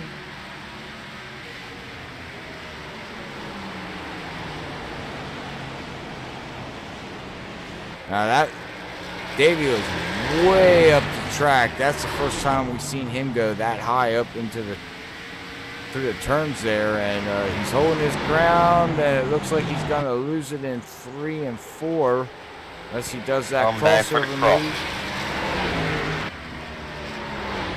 Nope.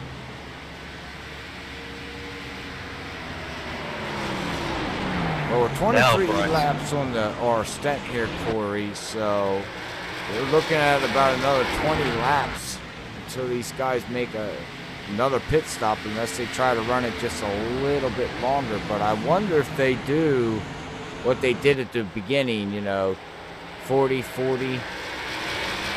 Right. Take us here if they go into lap 40. That would probably put them around, I want to say 135. Yeah, roughly around 135. Well, they could do it in one more pit stop. But the question is tires. How much of a key just are the tires?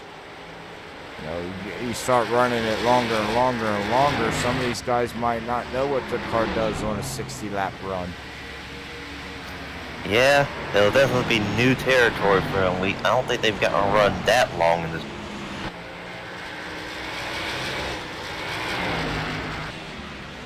Looks like Dylan Parker's having trouble getting to that back bumper of Bryson Clark. We'll ride along with him inside here, and let's listen to him wheel this thing and watch the wheel here real quick as we get a lap around here at number 3 at New Hampshire Motor Speedway.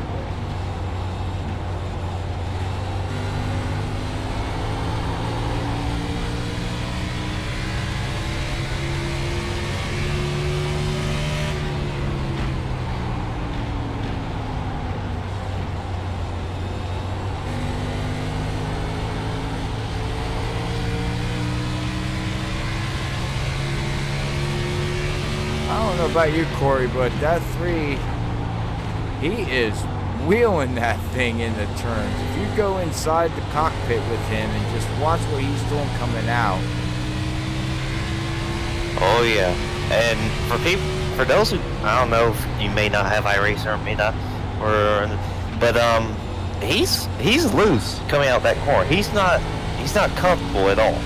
That's what it takes to be faster. You have to be able to drive a very loose race car. Yes.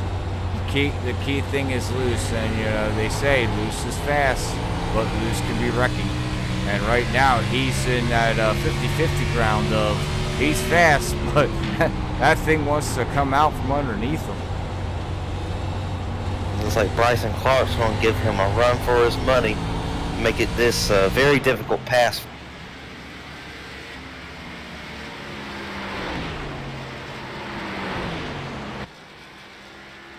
Well, the question is how much does Bryson Clark battle him? Which looks like he's going to keep battling him, but once he gets, I think he's going to get by him.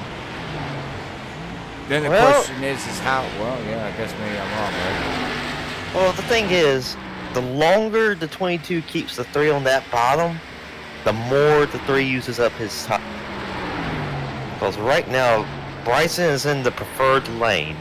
He wants to be on that high side where he can get the car to roll. And he is. He's getting it to roll up there. We definitely got a huge battle going on for the lead. This has been going on for the last 4 laps, as it looks like that 3 might clear him this time. But nope, I am wrong.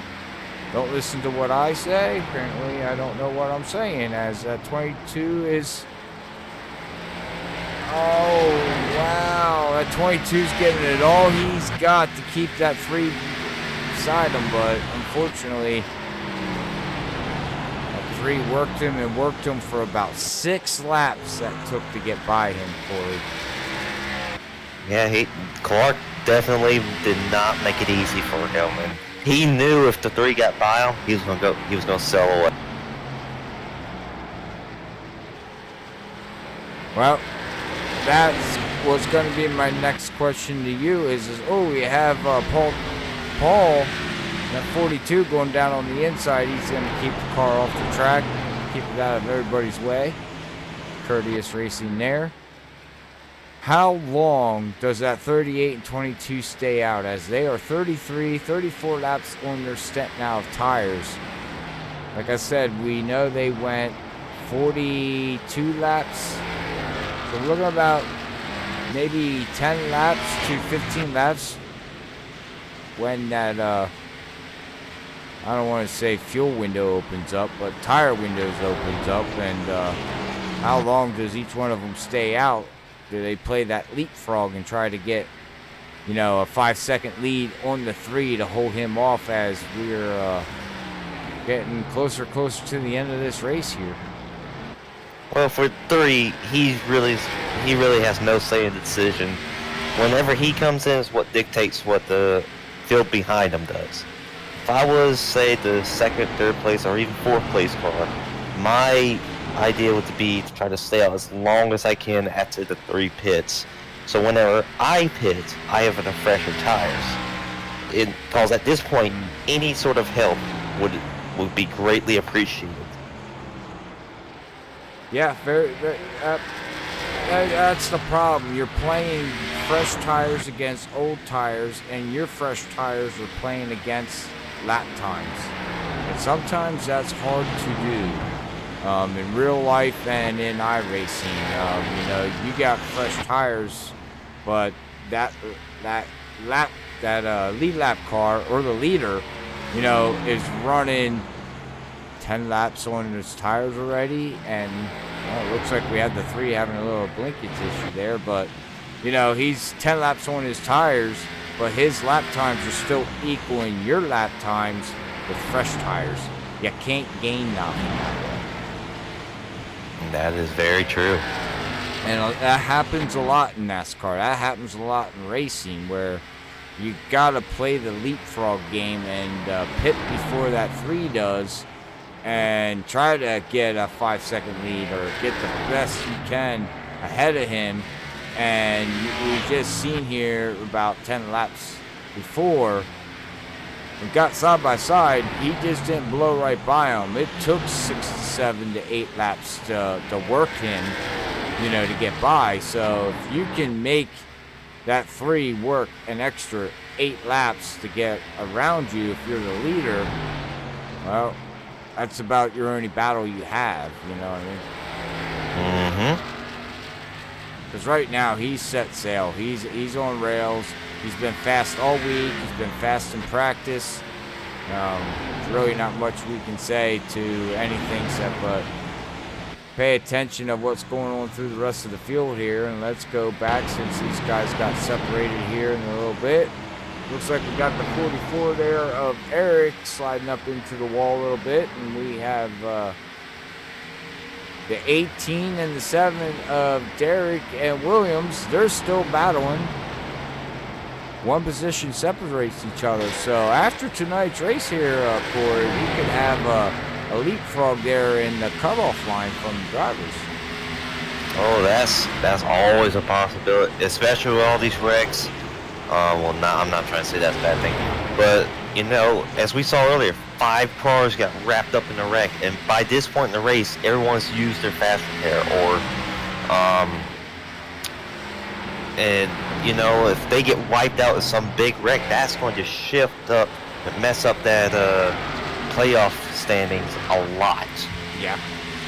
Well, I know this 7 and the Derek and Williams, I think they were tied, I believe. I think they were tied, so they're right. You know, it doesn't, at one point, you know, makes a huge difference. And we didn't even add in the stage racing. I'm not exactly sure where the 7 finished and where the 18 finished in that stage when that yellow came out. So there could be a buffer of 5 points difference here between them two that we actually don't know.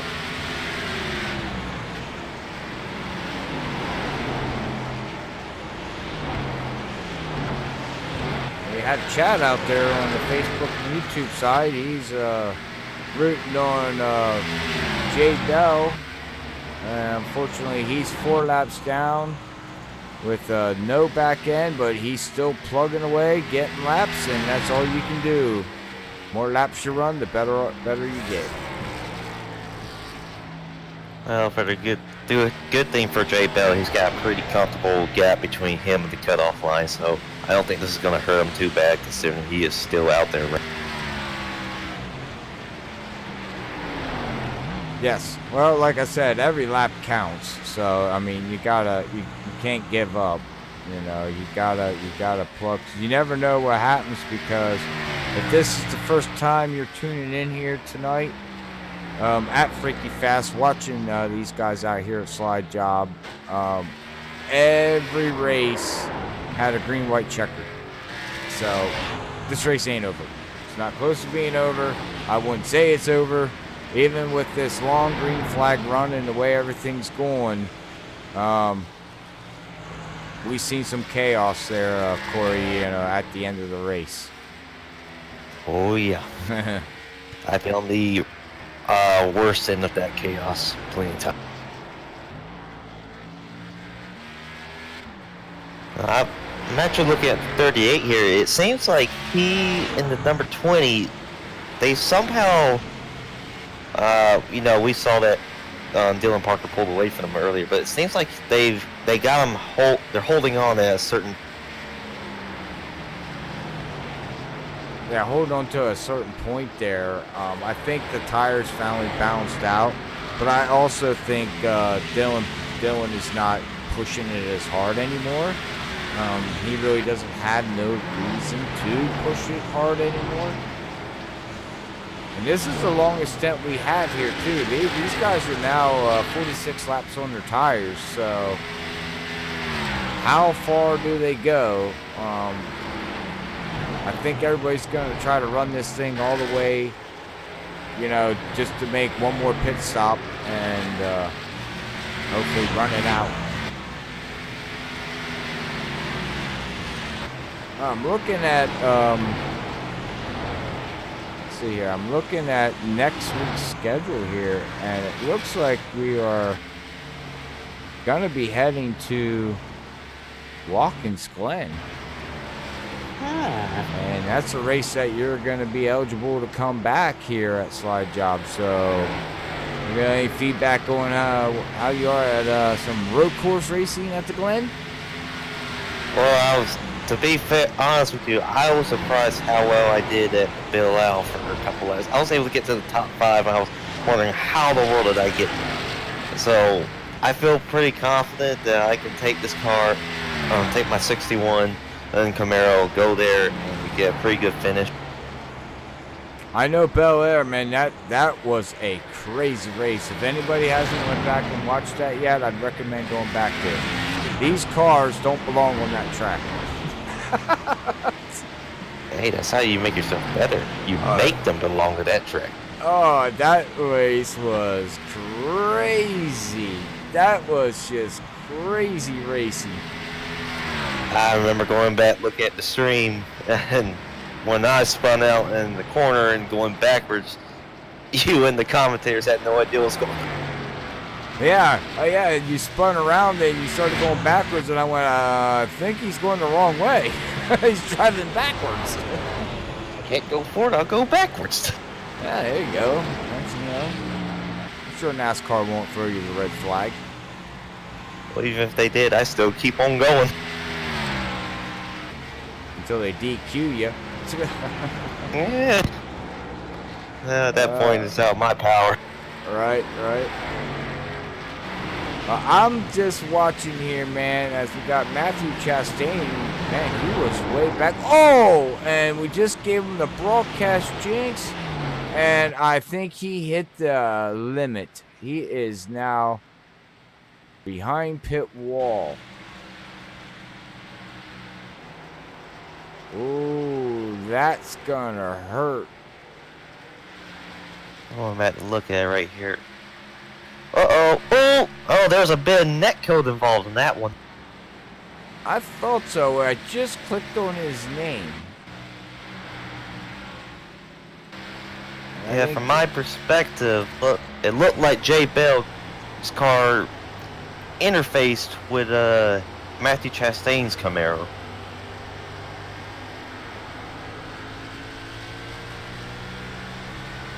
Oh, we're watching right here too. We're going to be watching Ed Burrell go around here in that Ford Mustang. I want to give a shout out to him on his sponsorship there. Frog Alley Brewing. That's a unique brewery name. Yeah. And actually, just a little bit, I'm not sure if you know offhand, but maybe you know, maybe you don't, but that's actually my teammate. Huh. At Burrs, he's out there running around for Space Jam Racing. But anyways, that's a whole nother subject. Well, he's having a good night. He's up to 7th, and I mean, like you said earlier, green right checker, he could end up winning the.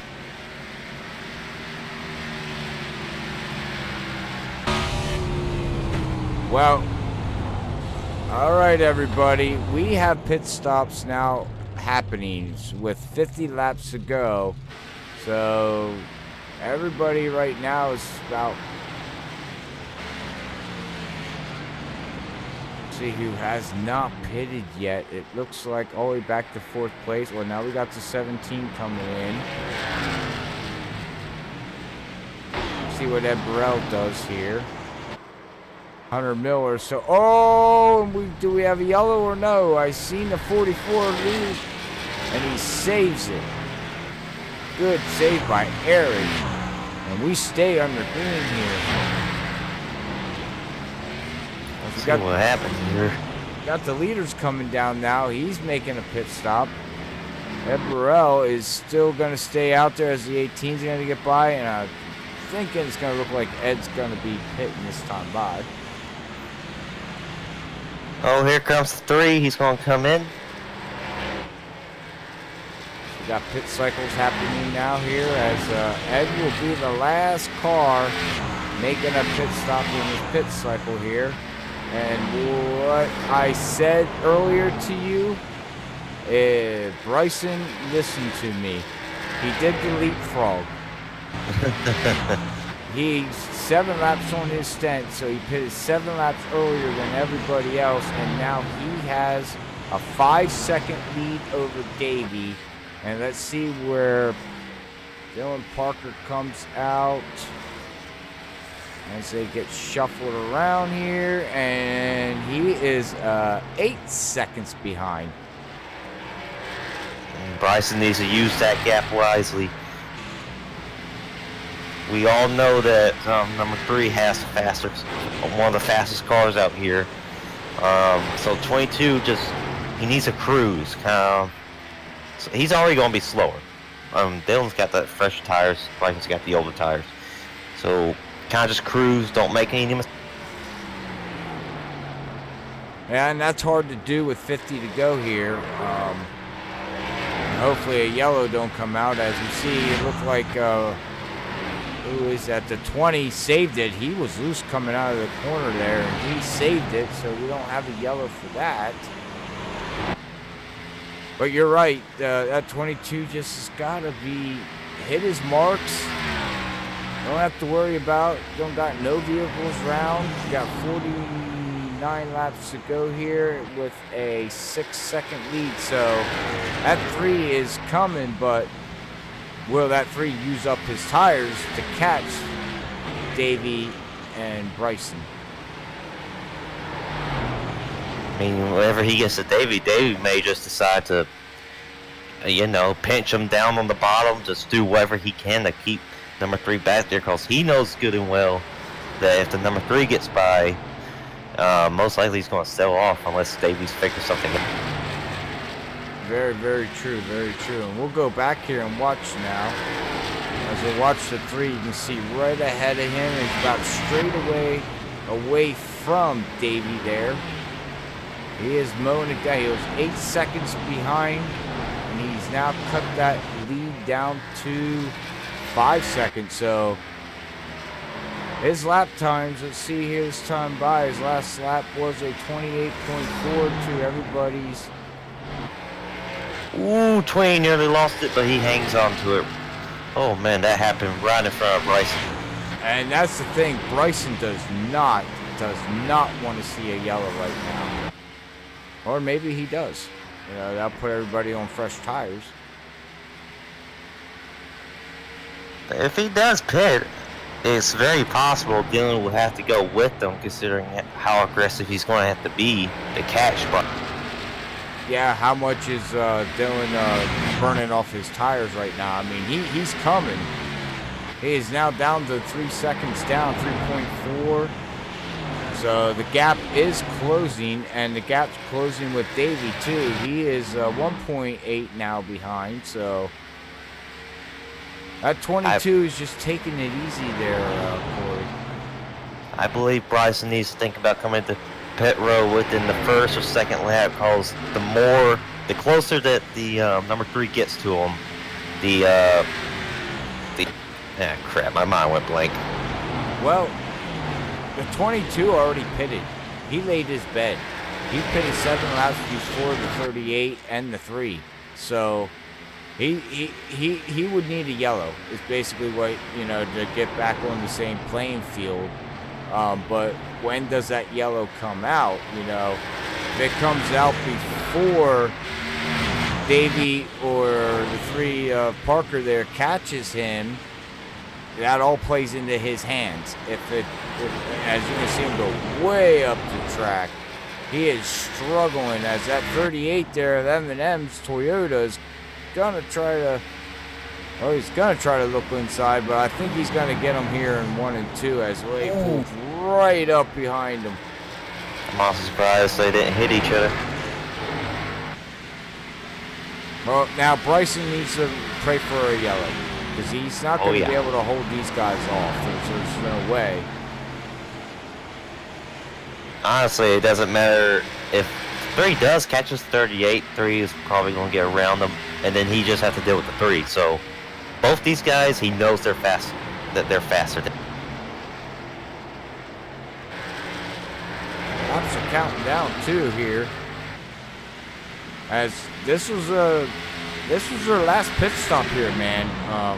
You know, they don't have to come in and pit unless a yellow comes out. There is no need for a pit stop. It's all who saves tires, and I think that 3, I think the strategy call on that 3 staying out just a tick longer gives him, let's see here, about 7 laps better tires than Bryson, and he's got 2 laps better than Davey. So 38's trying desperately to get around that 22, but 22's doing a good job of pinching him down.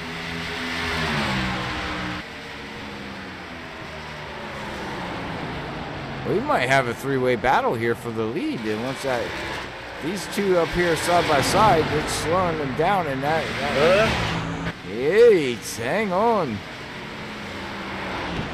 Well, we have a new leader here with 40 laps to go. That 3 looks strong. Look at the power. And he just hammered it down coming out of 4. Grip all the way. Big, huge difference on tires. And look at him set that thing sail into turn 1 and 2 there, Corey. Wow. Oh, yeah. He's got great car control of that thing. Yeah, that thing's on a rail right now as the track temperature's down to 95. So this is the most grip they've seen all race long, as we're going on 4 o'clock Eastern time in the sim.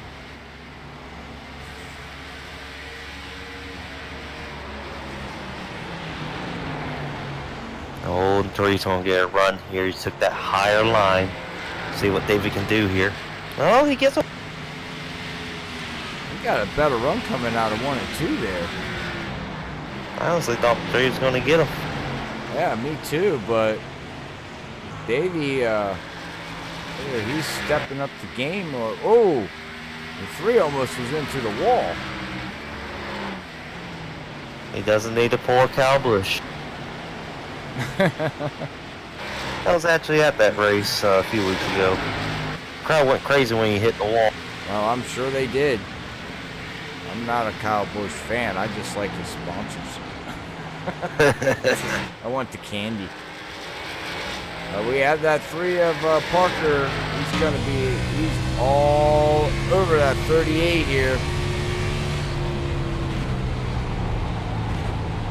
38 is gonna get wide and crazy, and it's gonna make him work for it. That is the worst feeling to have as the guy in second place. You know you have a fast car. You know you can get around this guy, but you just can't because he's hogging the race. Yeah. And you can see, look at him. He's all over him going into turn 1. Gonna slide it up just a tick higher, and it looks like the 3's got a little bit of right front damage, but it doesn't look like that's hindering his car at all.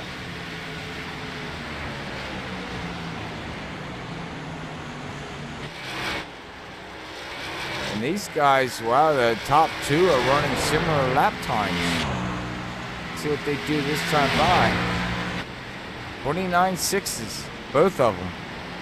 Nice. 400th of a difference between Davey and Parker. And that time, Davey got a better run coming out of 1 and 2. So what I'm seeing here is the same battle as he was battling, and the sunshine's coming out too, so that's gonna heat up. I noticed that as well. Yeah, that's gonna change the little bit of the grip level out there for these guys. It looks like it's a little cloudy in 1 and 2, and we got sunshine in 3 and 4. And it looks like the 38 of Davies really strong in 1 and 2. And Dylan Parker is strong in 3 and 4. Well, we got a battle here. Everybody, wow, hang on. This is going to be awesome. Now here's a question. Will Parker resort to using the bumper? Well, I don't know. Good question, man. You know, this is his first race back from a suspension. That's all you need to do is bump somebody out of the way or do something stupid and get resuspended. I mean, he could pull what Harvick pulled on Kyle Busch last year. Just give him a good bump, send him up the track, get him out of the way, and just pull away. Yeah, as long as that 38 of Davey doesn't retaliate back. I mean, good question, man. Good question. Well, as Dal Jr. put it, if you're going to bump someone, make sure you get far away from them. Yeah. And we got bright sunshine out here on the track now. So let's see if that plays any difference as we got Bryson back here. He's closing the gap too. It looks like his car came alive when the sunshine came out. And when these two up in front of him get side by side, that's only going to help them more. Well, we're down to 30 to go, so... Alright, well, like I say all the time here, Corey, I'm going to go wet my whistle. You need to go wet your whistle, but we're going to run to a quick commercial break, and we'll be back with the last 29 laps of this awesome race here at New Hampshire Motor Speedway. 10-4 on that.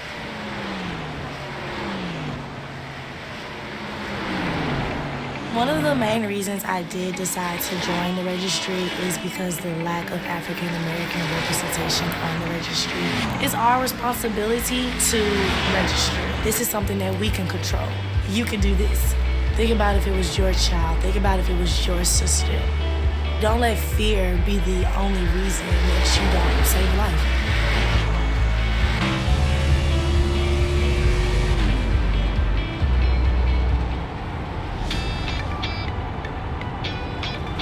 My name's Quentin O'Donnell. I'm 19 years old, and I was born and raised in Boulder, Colorado.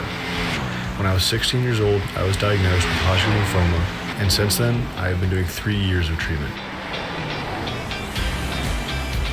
For the future, I hope to be able to beat my disease and just be a normal person. I want to go to college, I want to continue to race, maybe be a professional driver one day, and just keep on living. That's my goal.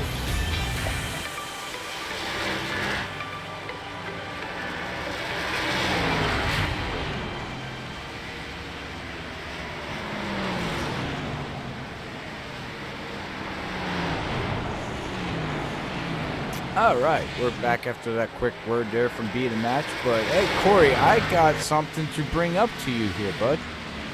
Oh, what is it? We were just riding along there during the commercial break with the 3, and I noticed he is shutting off the car. He is? He is. Let's go into the roll bar here and let's ride with him. There he did. Shut it off. Coasting it down into turn 3. So 24. Oh, yeah. They're only looking probably about maybe 45 to 47 laps on fuel, maybe. There he did it again. Ooh, that's dangerous. Now, I'm going to go in car and see if 38's going to do the same. I was actually going back. Well, they can't make it on fuel. They're trying to make it on fuel because while you're looking at that there, wow. Yeah. I gotta say, that's a first. Oh, Matthews in the 5 is now right up behind Dylan. Is he clutching it too? No, he is not. But Bryson made a pit stop. So these guys apparently cannot make it on fuel. Or they're like a lap short. So that means Bryson would have. Does that mean he can make?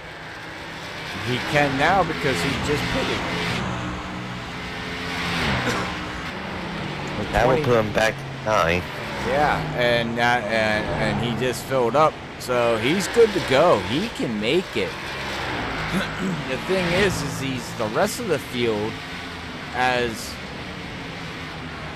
there's no way that Davey can make it. He's got 2 laps.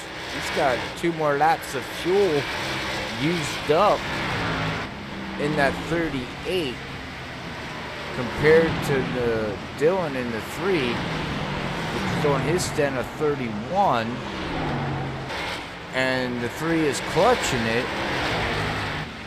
Oh, 20's coming. He just needs to get by these guys, use those fresh tires to his advantage. Oh yeah, look at the difference in tires. Superman. Around the outside, that is impressive. Reminds me of that Eminem song. Oh yeah. Round the outside, round the outside. Oh man, you don't want me to start singing.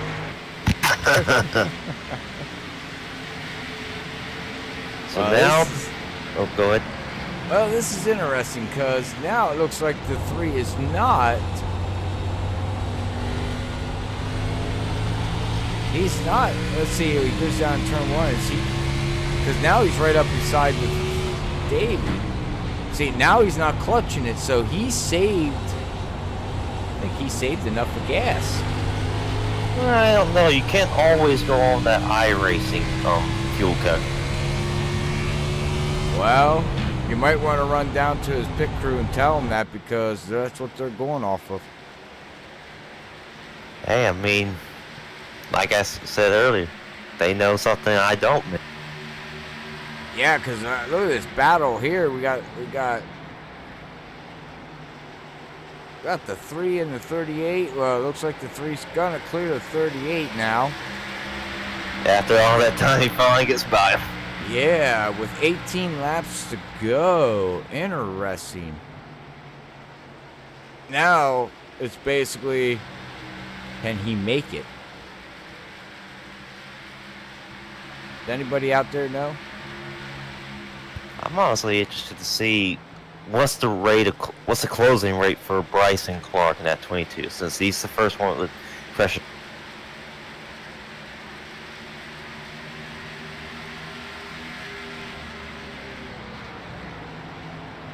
To answer that question out there, Nick, I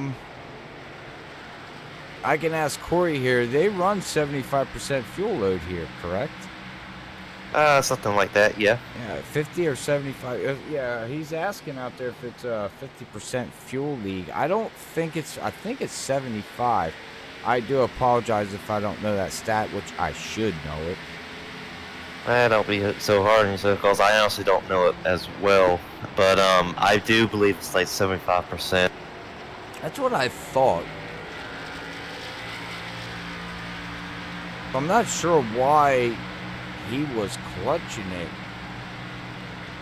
because that's dangerous going into the turn. You clutch it, you're unloading that vehicle, you know, entering the corner. And you seen there a couple laps ago where he almost got in the back of Davey there in the 38 because he clutched it and shut off the motor, and it basically unloaded the whole car, and the whole car just like slid right up and, you know, almost right into the back of them M&Ms, and then I would have been mad.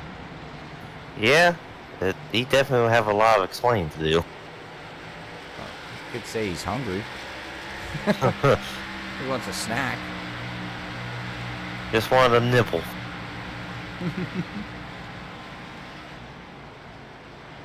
We'll see what these guys are doing here. As this is very interesting strategy call here too by the 22 here. He went in and he's now up to 7th position. So if these top 6 cannot make it, what a call. And just to be clarified, so he is the first car with fresher tires, correct? Yes, he's well, now we got Eric that just made a pit stop.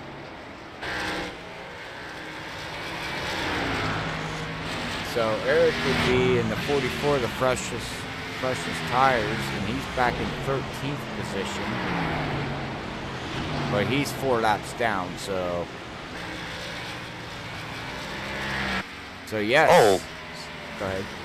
I just realized something. The 5 has closed in on the 3. And go up here and watch. Oh yeah, he did. He got around that 38.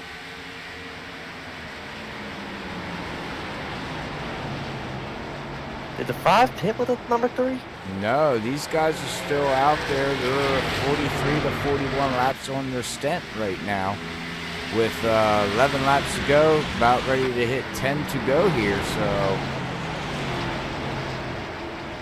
they can do. Yeah, I mean, I think this is going to come down to who saves fuel. With 10 to go, I think Dylan Parker might have saved. Now, if we get a green-white checker, that's a whole different story. They're gonna have to pit, which that would give that to the 22, because he has enough of fuel. He won't have to worry about pitting. That would give him the lead, but then he would have the hounds behind him with fresh tires with green-white checkered. He could try to go in with and just take 2, but at the same time, that can't be guaranteed that anyone behind will do the same. Right. And quite honestly, these guys up front, they don't have to be in their pit stalls long. They get a splash of fuel, 2 tires, they're off. The question is did these guys test 2 tires? You know, with such long run, you know, getting just 2 tires on the left side, that's going to make them, I would imagine it'd make that car wicked loose. There's just no way around it. In my experience, it has. It will make the car very, very unstable. But sometimes that's what you want. Whenever you got a 2-lap shootout, that's what you want. You want that car to be able to. Yeah, you want it to turn, and you know, some of these drivers can drive a car like that. You know what I mean? They know how to manhandle the steering wheel to keep them wheels up underneath you as you're, you know, with 2 laps to go. And man, I don't know. Tell you what, though, Dylan, man, he did put on a clinic here tonight, I must say. We only had a total of 12 lead changes at the line with 6 cautions here tonight. With 6 laps to go. Now we just got to pay attention on fuel mileage here. Well, within about 5 laps, we will figure it out. But regardless of how this ends, Dylan Parker has dominated this race. Yeah. Yeah, he fell back a little bit, but I mean he bounced back really, really strong. Maybe that'll happen with me next week. There you go.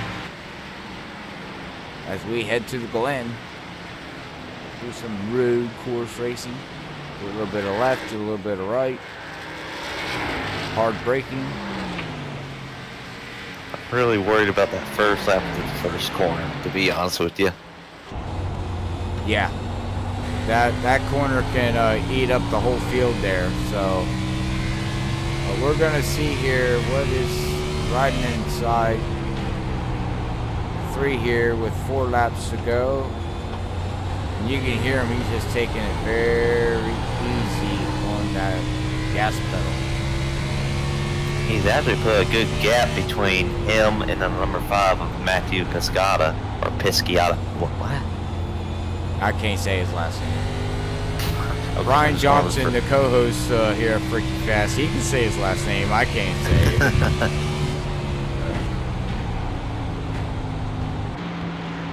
See what that 5's doing back here. Sounds like he's just taking it easy too. Yeah, I think he's used up wherever he can, trying to catch him. Well, we're gonna be 2 to go here. Just gotta take it easy on that 3 here and make it around and get that white flag, and the race will be over no matter what happens. If he doesn't get that white flag and a caution comes out, well, guess what? We got a green-white checker. And this might be the first non-green-white checkered here at SlideJawb Racing League. Don't know if that's a good thing or bad thing. I don't know either. Every race we had here at Freaky Fast, it's been green-white checkered, but not today. We are 1 to go, final lap. We just made a record in the book.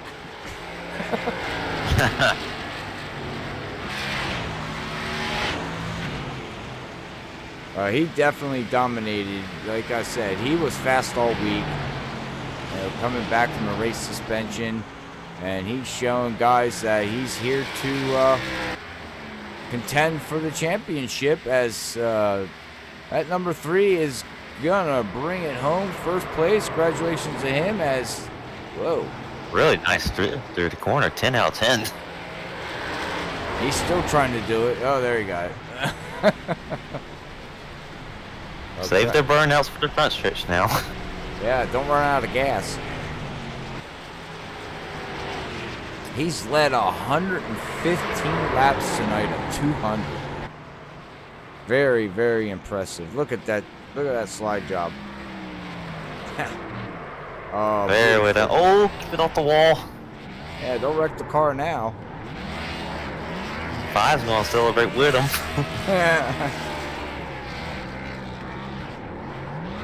Uh-oh. Yeah. And they tap.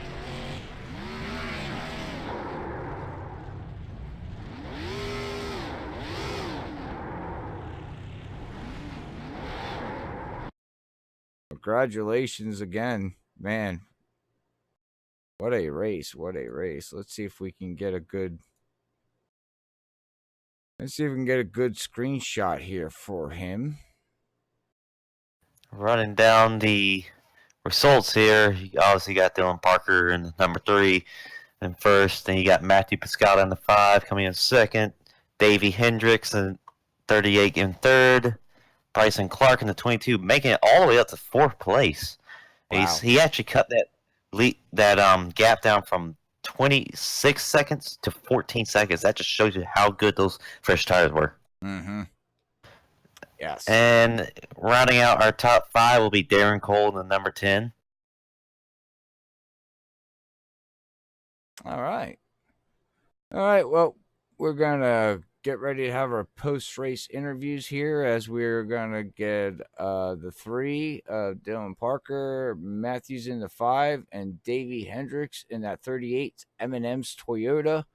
But we'll be right back after this quick word from Be the Match as we get ready for post-race interviews.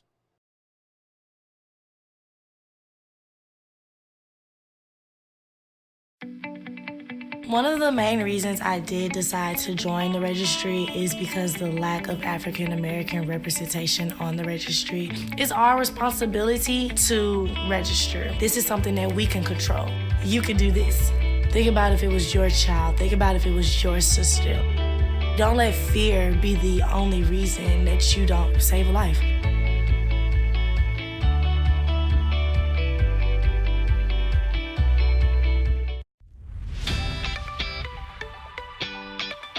My name's Quentin O'Donnell. I'm 19 years old, and I was born and raised in Boulder, Colorado.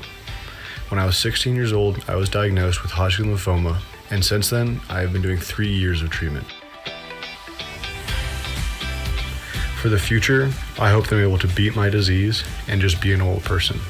I want to go to college, I want to continue to race, maybe be a professional driver one day, and just keep on living. That's my goal.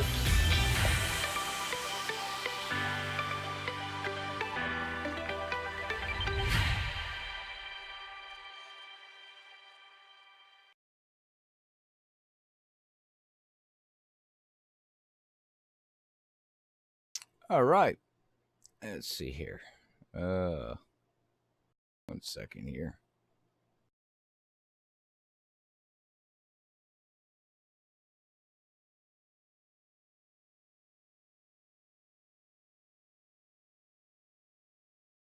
See if my microphone's there. It goes. All right. Yeah, I got you.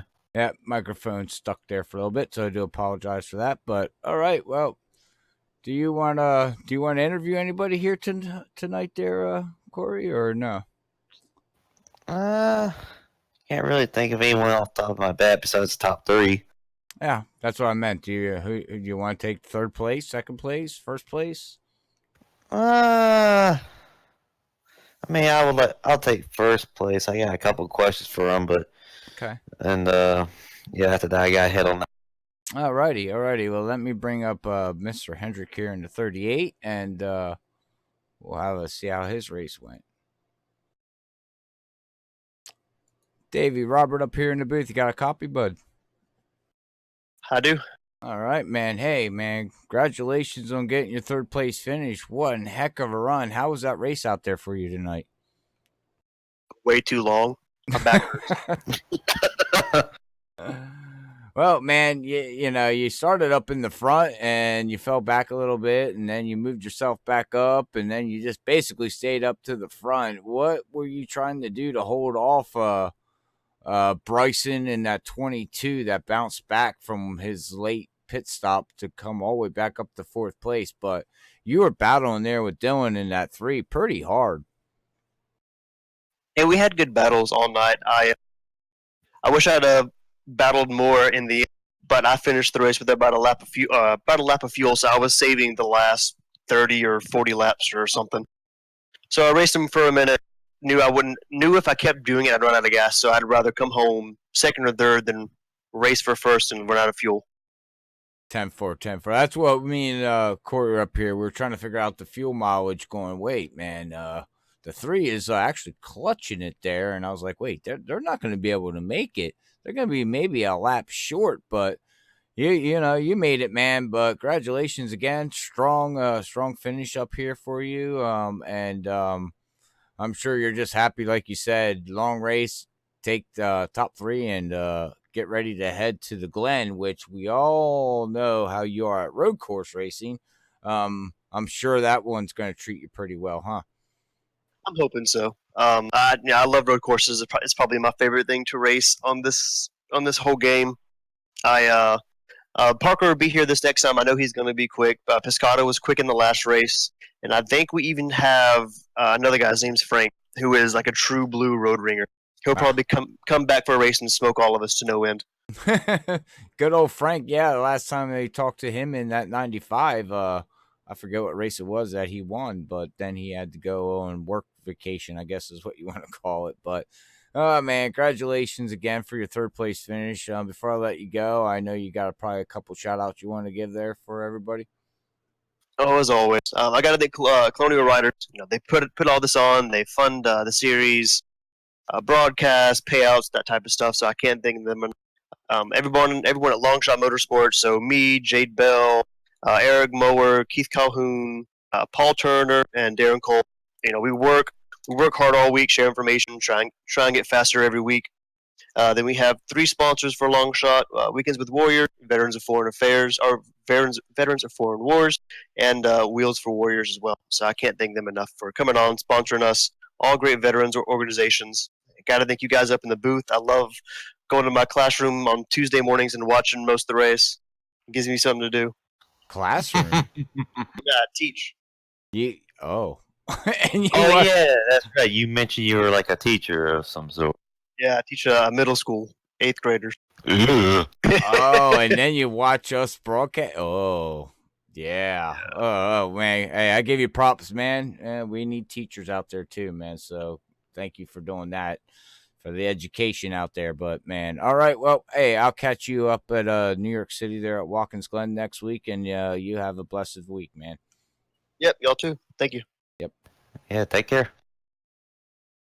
All right, man. That was our third place finisher there, Davey Hendricks. All right, well, I'm going to bring up our second place finisher here quick and have a chat with Matthews, as he had a great race going too, and fell back there for a little bit and then brought it right back up to position number 2. Matthew, Robert up here in the booth. You got a copy, bud?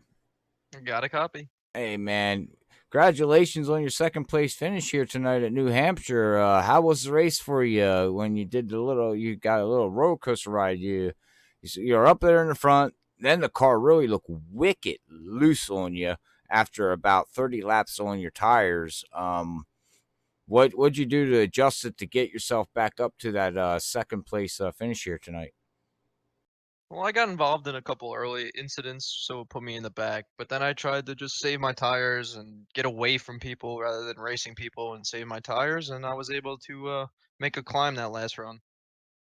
Yes, you did, man. You were good. So, how was your fuel mileage? How close were you toward the end? Were you clutching it, or did you have enough of gas to make it?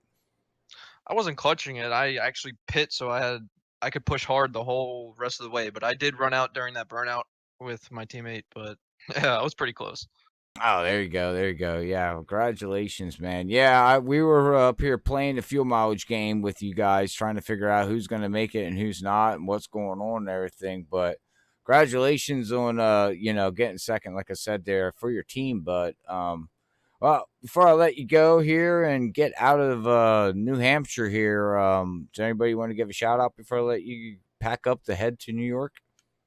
Yeah, to my teammates. I do laps and laps and laps with them during the week. Brian and Dylan. But you guys for putting on a great show, and the league for, sponsoring this and, all the payouts and everything. It's a great league. Awesome. All right, man. Well, hey, congratulations again, and we will catch you up at New York at Watkins Glen for some left, some right, braking, gas. Ups and downs. And sand pits and everything else.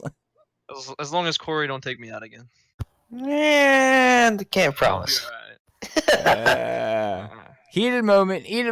I'll sit and be quiet. Here we go. Woohoo. No? Oh, okay. All right. Well, I'll catch you next week there, bud. All right. Thanks, guys. You take care.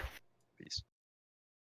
All righty. That was our second place finisher there, Matthews. All right. Well, you ready, Corey, down there with good old Dylan for bouncing back here and getting the win and coming back from his 2-race suspension? Yep, ready wherever you are. All right, here we go. Here we go. Dylan Parker, Corey Cook up in the booth. You got a copy? Yes, sir. All right, how about that? Coming back from your race suspension to not only win the race, but dominate the race. That has to feel good. It does. After those 2 weeks, I was really ready to come back and I definitely wanted to, maybe dominate a race. I really just wanted to do good because, points really matter right now. But this is probably the best I could ask for. And no doubt about that. We're coming down to including today, last 3 races of the playoffs. Every point matters. Now, me and Robert here. We went to your cockpit on the last few laps. We saw that you were clutching going into the corner. Were you that close on fuel? Well, I might have been a little bit overcautious because by the end of that, I still had 4 laps of fuel left.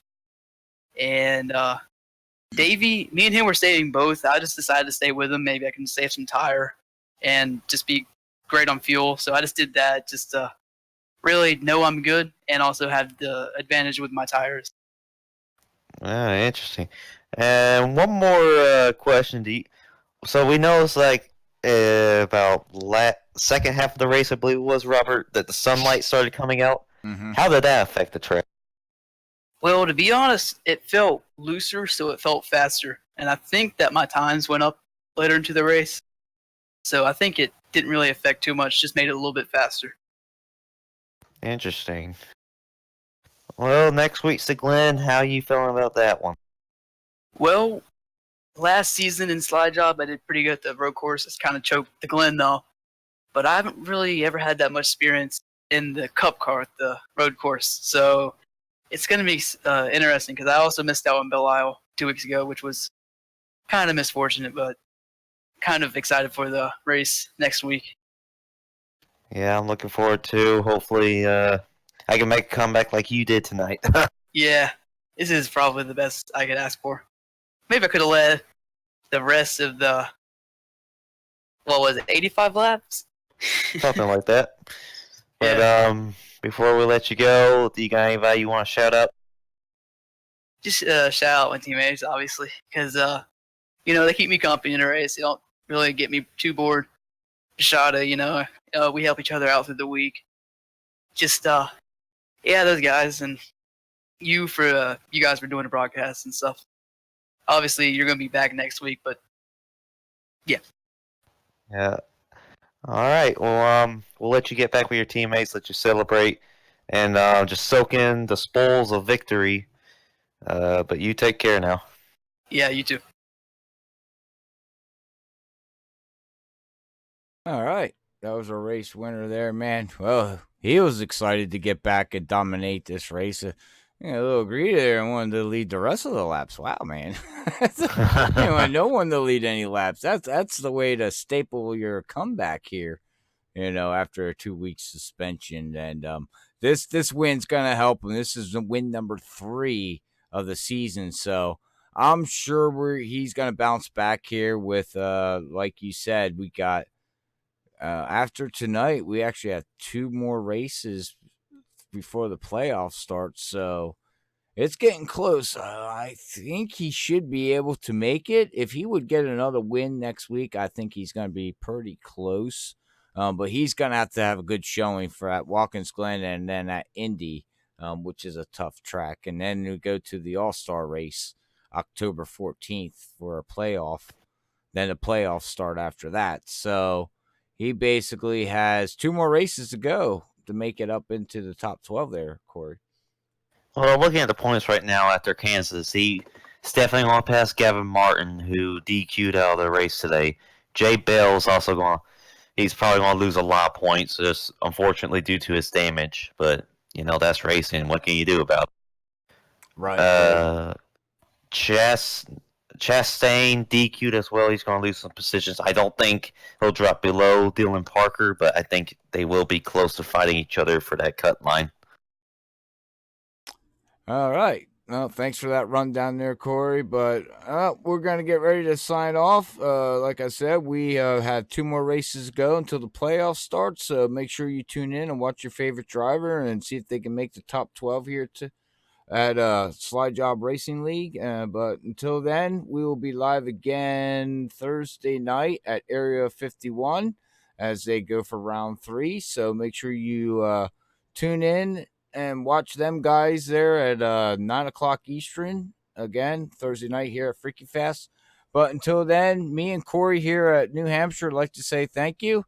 God bless everybody. Peace out. Love yous all.